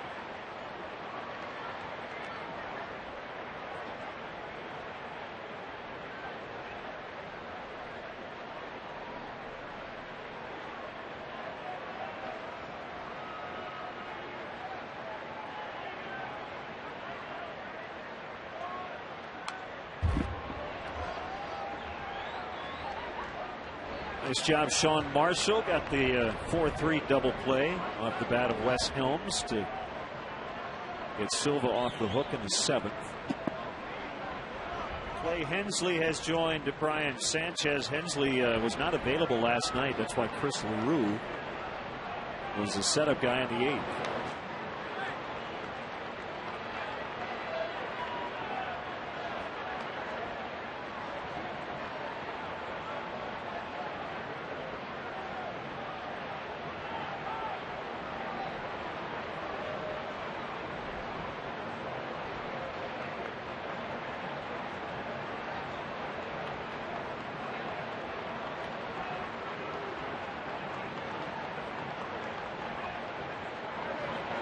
Two pitch, slicing drive, Bird over, it gets to the spot, makes the catch.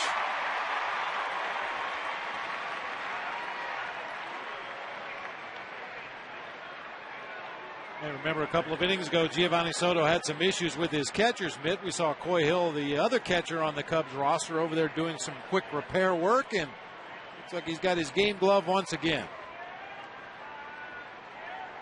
And most catchers will have their game mitt, the one they use obviously to go out in the game and catch. They'll have another glove that they use in the bullpen or for side sessions to break in and get it ready for game situations, and then maybe a new one or two in the bottom of their locker for later on this season.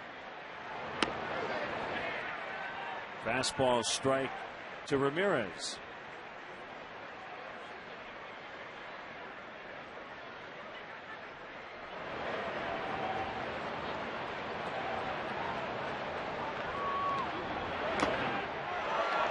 Foul tip, strike 2.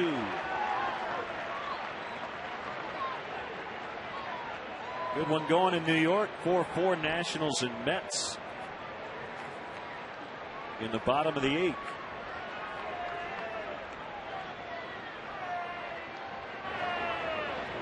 Atlanta crushed the Brewers again, 9-2. They pulled away late. I think they scored 28 runs in that series as the Braves swept them. Low over Parra today.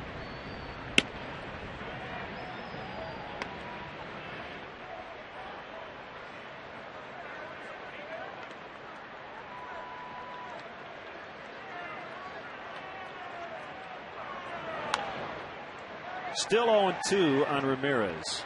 Marmol starting to warm up a little bit earlier than normal. I think it could possibly be, if Lou feels he needs a strikeout to get out of a jam, he might go to his closer a little bit early. But more than anything else, I think it's just the conditions here at Wrigley Field today. It's cold, it's chilly. It might take a little bit longer to get loose before entering in the 9th inning.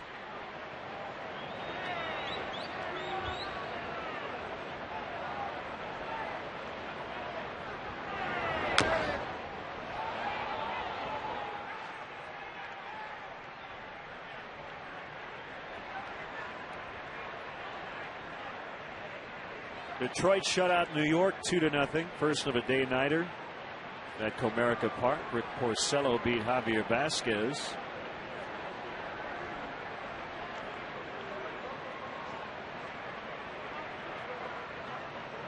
Jose Valverde, his 10th save. He has a 0.57 ERA. Called strike 3 on the outside edge.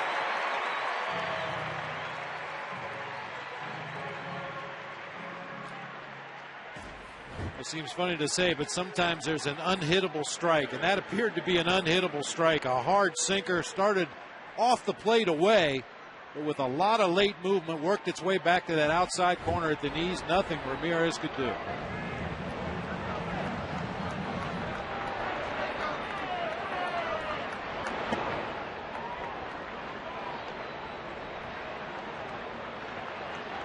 Cantu 1 for 3 with a run.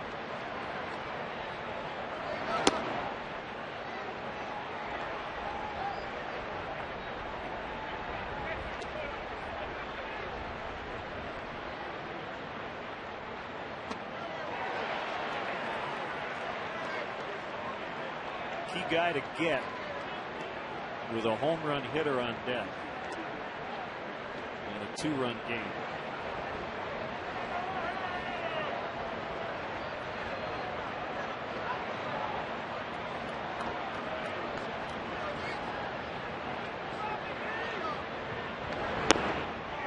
He really slowed that delivery down noticeably. He's had a little bit of everything in this at bat to Cantu. The second pitch of the sequence, he quick pitched him. That time he held the ball forever as if he were checking on base runners before delivering home.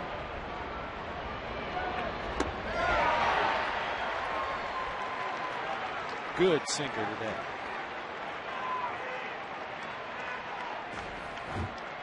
It's a downward movement at the end of this pitch.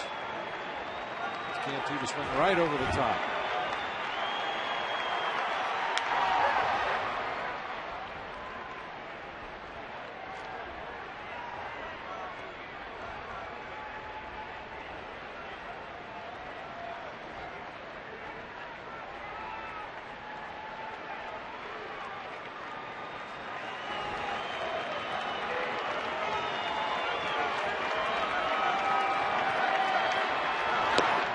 Ball 4 to bring up Ugla.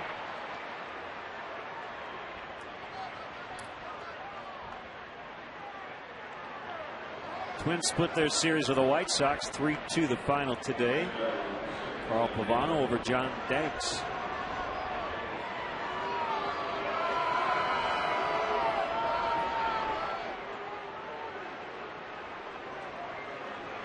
Making his way out to the mound. Just looking at the matchup numbers here, Dan Ugla, the next scheduled hitter for the Marlins, 0 for 7 lifetime against Big Z with 5 strikeouts.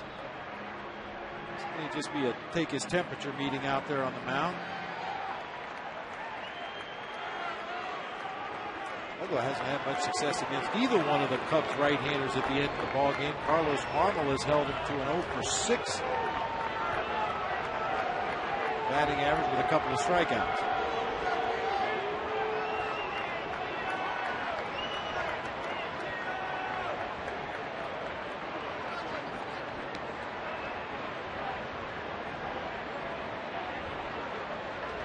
So here we go. Tying run at the plate. Broken bat, base hit. That bat ended up in 3 different pieces.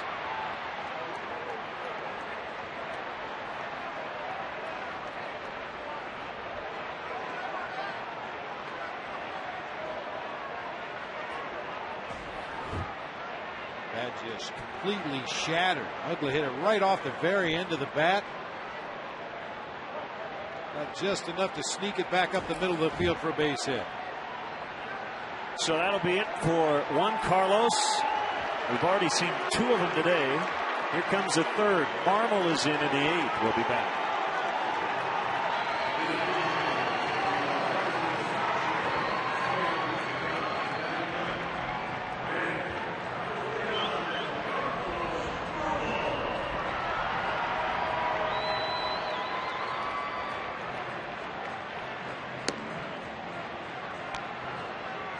So Marmol will be asked to get the final 4 outs. I know we're in mid-May, Bob, but Lou is going to manage the end of this game like it's the end of the season in some ways. You've lost 4 in a row. You're trying to hold a 2-run lead, and with an off day tomorrow, you can stretch out everybody just a little bit if needed. Well, and by the same token, Freddie Gonzalez is going to manage like it's the last game of the season as well. He's going to take down Ronnie Paulino, who had horrible numbers against both Zambrano and Marmol. Send up his left-handed hitting catcher John Baker here to face Carlos Marmol.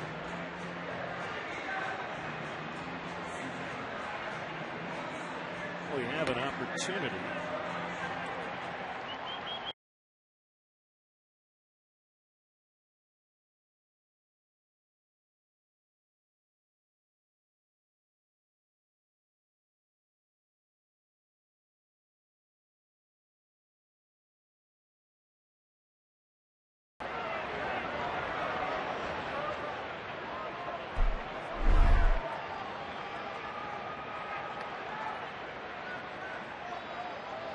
So it is Marmol against Baker.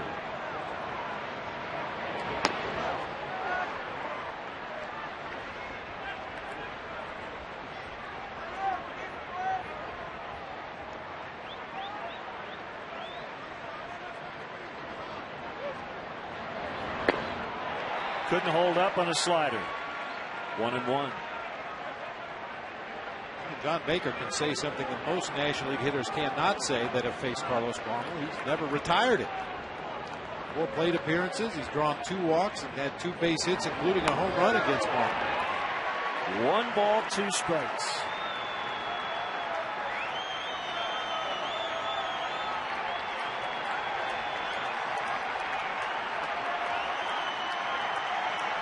Fans are getting up. The kick and the pitch. He struck him out. 3 straight sliders. And he gets Baker. We'll head to the bottom of the 8th. 4-2 Cubs.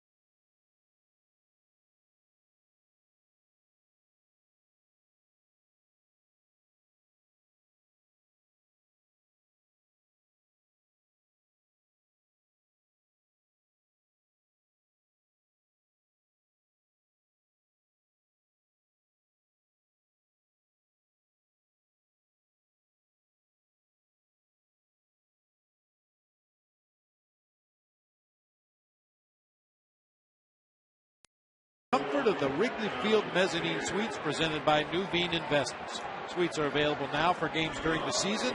To book your suite or for more information, visit Cubs.com/suites or call 773-404-4200.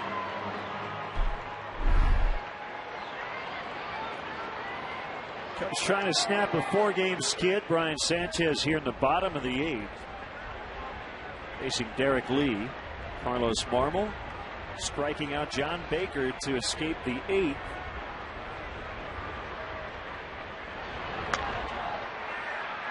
And a foul fly to the seats off to the right. Baker and Sanchez, a new battery.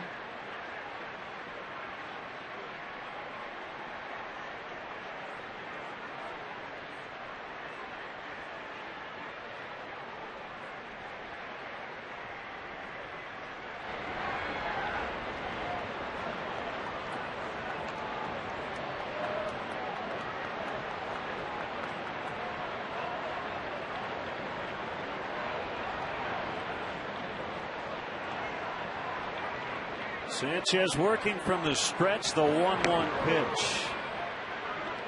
Breaker for a strike.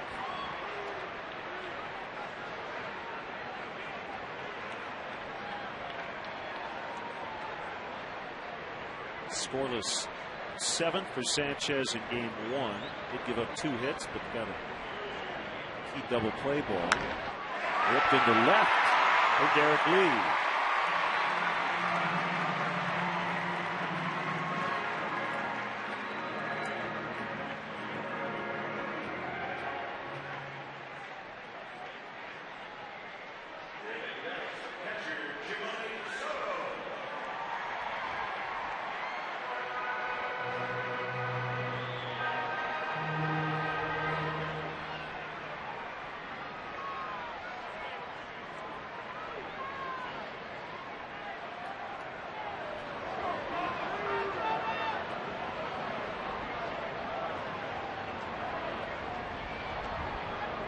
Pitch to Soto with Lee running. It was a hit and run, and he hit it foul. Boy, I like that too. John Baker just into the ball game as a pinch hitter in the last half inning. Really had no time to warm up his arm or his body for that matter. Ronnie Paulino came out and caught the warm-up pitches from Sanchez between innings, and Lou Piniella gets the runner in motion right away. Unfortunately, Soto fouled that ball back. Good jump at first by D. Lee that time.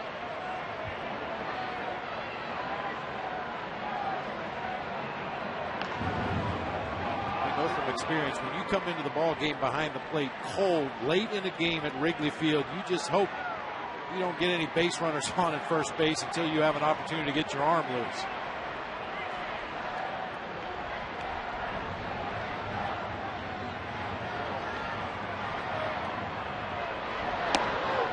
Called strike 0-2. Bob, we want to mention today the Cubs honoring nurses everywhere. In fact, the giveaway today, Chamberlain College of Nursing t-shirts. And I know Ryan and Jenny Dempster want to thank all the wonderful nurses who have worked around the clock to help take care of their daughter Riley over the last year plus. And many, if not all of them, were here today.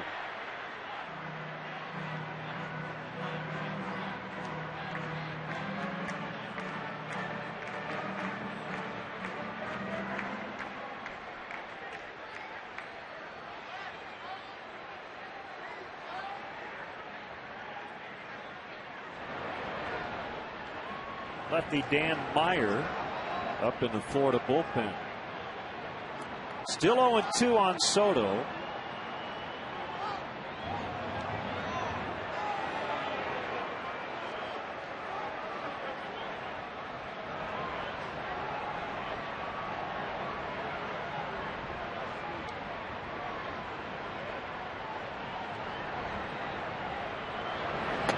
Got him. Peggy Farrell, a guest of Chamberlain College of Nursing and Nursing Spectrum, throwing out the ceremonial first pitch today.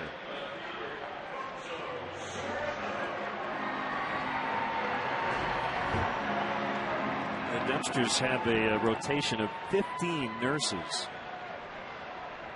and most of them work at Children's Memorial Hospital. Hey, we just saw you on the mound.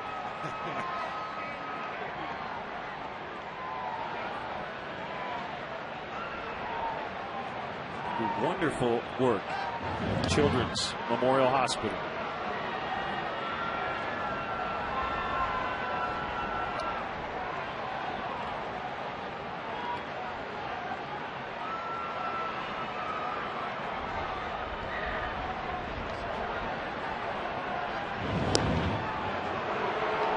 The fans getting on Sanchez, but he's trying to keep an eye on Derek Lee.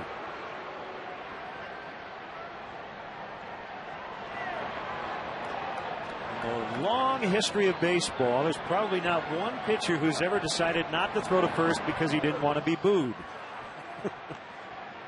I'd really like to throw over there, but fans are getting on me. Well, you know, unfortunately, that's one of the subtleties of the game that a lot of fans don't understand. They want to see the ball thrown over the plate, somebody hit it in play, and let's see guys running around and throwing the ball. But part of your job as a pitcher is to try to shorten up that runner's lead just enough to give your defense an opportunity to turn a double play on a grounder. And they have that chance. 1-4-3. Here comes the ninth. 4-2 Chicago.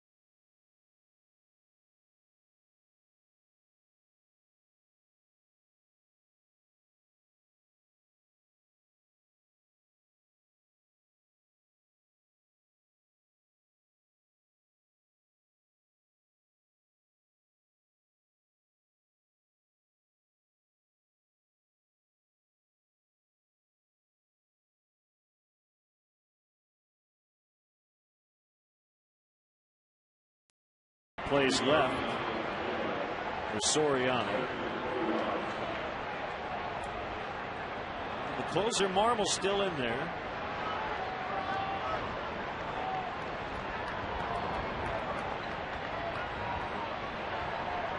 Trying to help Carlos Silva get to 4-0 to start his Cubs career. Low and away on Cody Ross.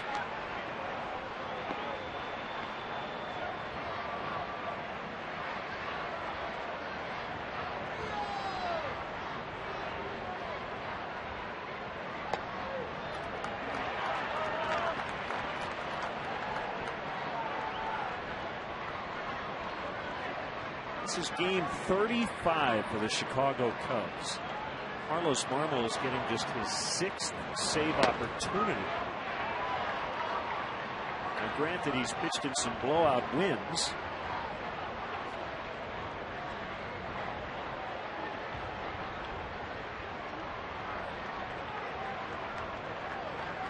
They're getting one save chance a week. It isn't going to cut it if you want to be a championship caliber club, especially the way Marmol has pitched this year. He has not gotten the ball enough with a late lead. Needs to come back here against Ross. It's 3-1. And he cannot. Ball 4. The leadoff man is on. We used to see this, Bob, on an almost everyday occurrence last year. And Marmol would find a way to get out of it. It has been rare this year. His command has been fantastic this season. He's averaging close to 18 strikeouts per 9 innings pitched this year. And rarely has he put himself in any kind of jam by the base on balls. Soto's going to go out.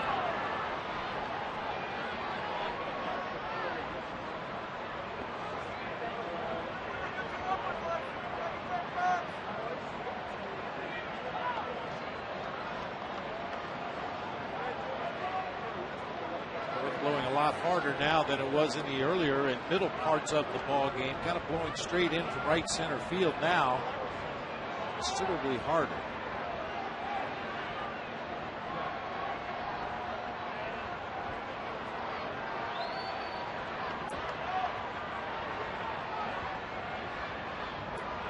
A 1-0 on the way. That's inside.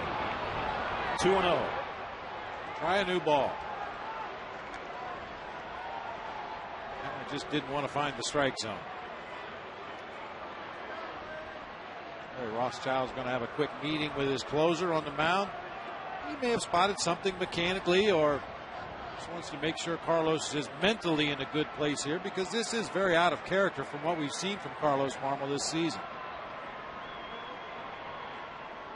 I'm not a professional lip reader, but looked like Larry said focus on the glove.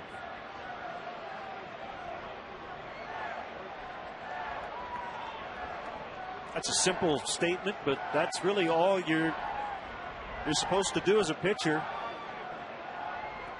Try to block out that hitter completely. Trust that your catcher will call the right pitches for you, and then just focus on his mitt. Former manager Roger Craig, who was a great pitching coach for the Tigers for years and years, used to talk about throwing through the catcher. Not necessarily throw it to his glove, throw it through his glove. Reinforce the idea of really finishing your pitches, reaching out there at your release point. You get much better action on your pitches, and you'll be much more accurate. 3-0. There's a strike. 3-1.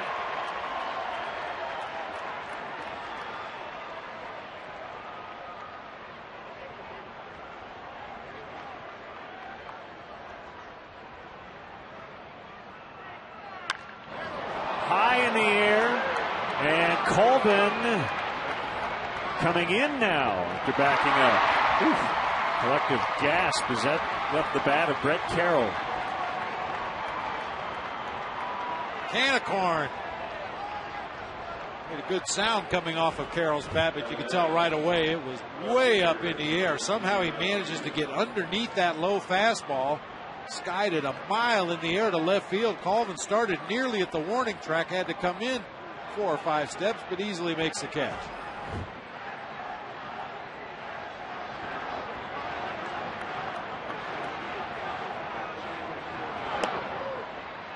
Strike one on Peterson, who came in the 7th as a pinch hitter. He walked against Silva. He is now playing left.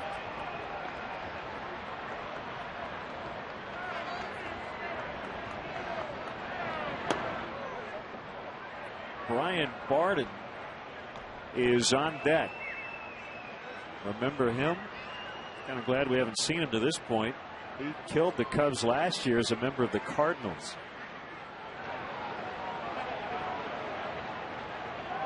Great swing. As Peterson tried to find that slider.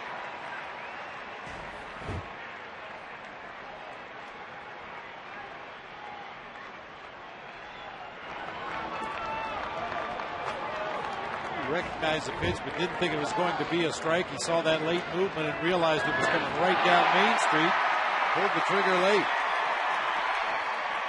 All of a sudden, 2 down. Second strikeout for Marmol. And as usual, when Carlos Marmol gets into any amount of trouble, he's going to go to that bread and butter pitch, the slider.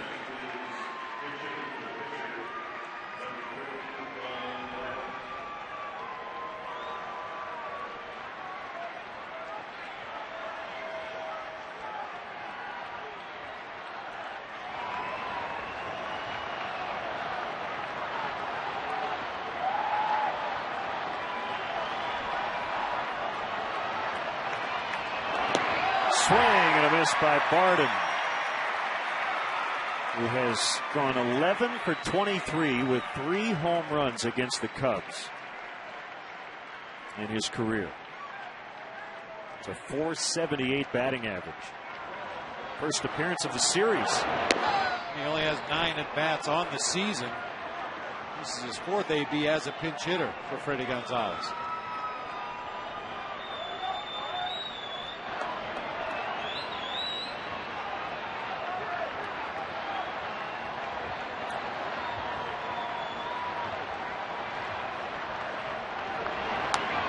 Fouled back.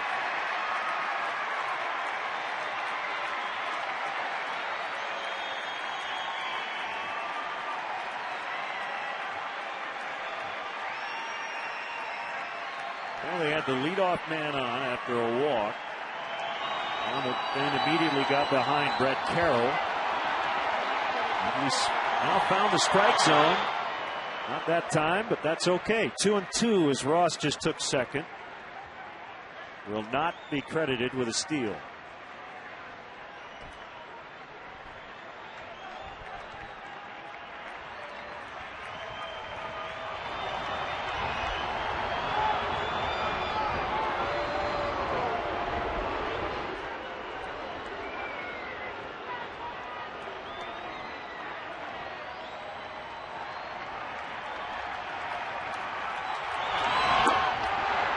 Outside. 3-2 with Sanchez on deck. Marmol tried to lead him right out of the strike zone with that slider. Started it on the outside corner, broke it down low and away.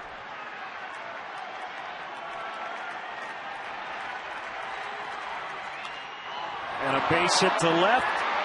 It's now 4-3 as Cody Ross scores.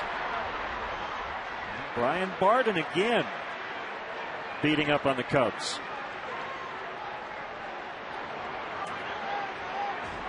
He's a thorn, no doubt about it. That's a pretty good at bat against one of the toughest closers in the National League. Marmol left a slider up in the strike zone, and Barden just kind of guided it out there into left field. A very controlled swing, just wanted to put that ball in play. Slider strike on Sanchez. 0 for 4 in the ball game. He did homer last night off Randy Wells.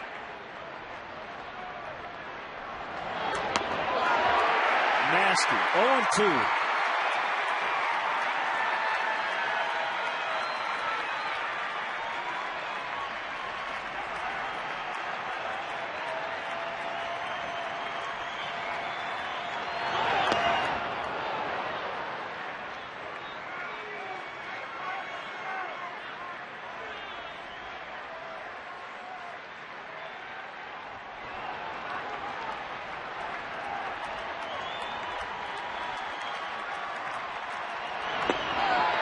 Just missed 4 straight sliders in this at bat. 2-2 the count.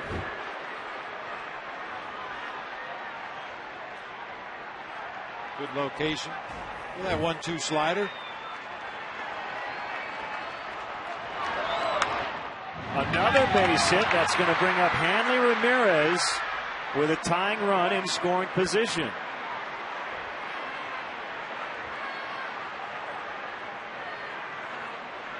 Tell you, Bob, Barden and Sanchez not trying to do too much. Last 2 at bats. Shorten up their swings. Just try to make solid contact. Don't commit too early.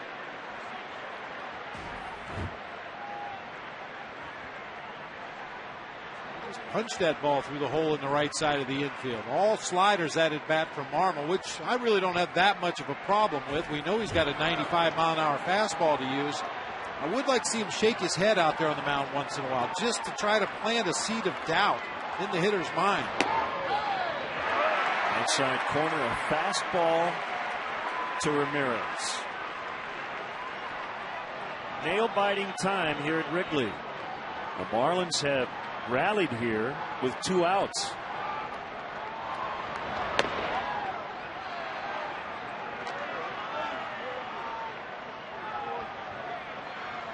Giovanni Soto trying to slow Marmol down a little bit. He really wants to get up on that rubber and deliver the next pitch. And Ramirez is doing him a favor here by taking a long time to get back in the batter's box. But Gio's been holding up both hands trying to tell Marmol to slow down. 1-2.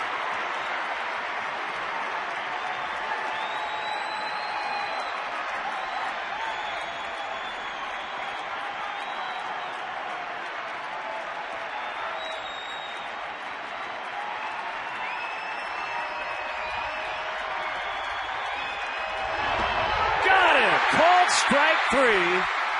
Cubs win 4-3. They hang on and snap the 4-game losing streak. An off day tomorrow and back at it on Friday.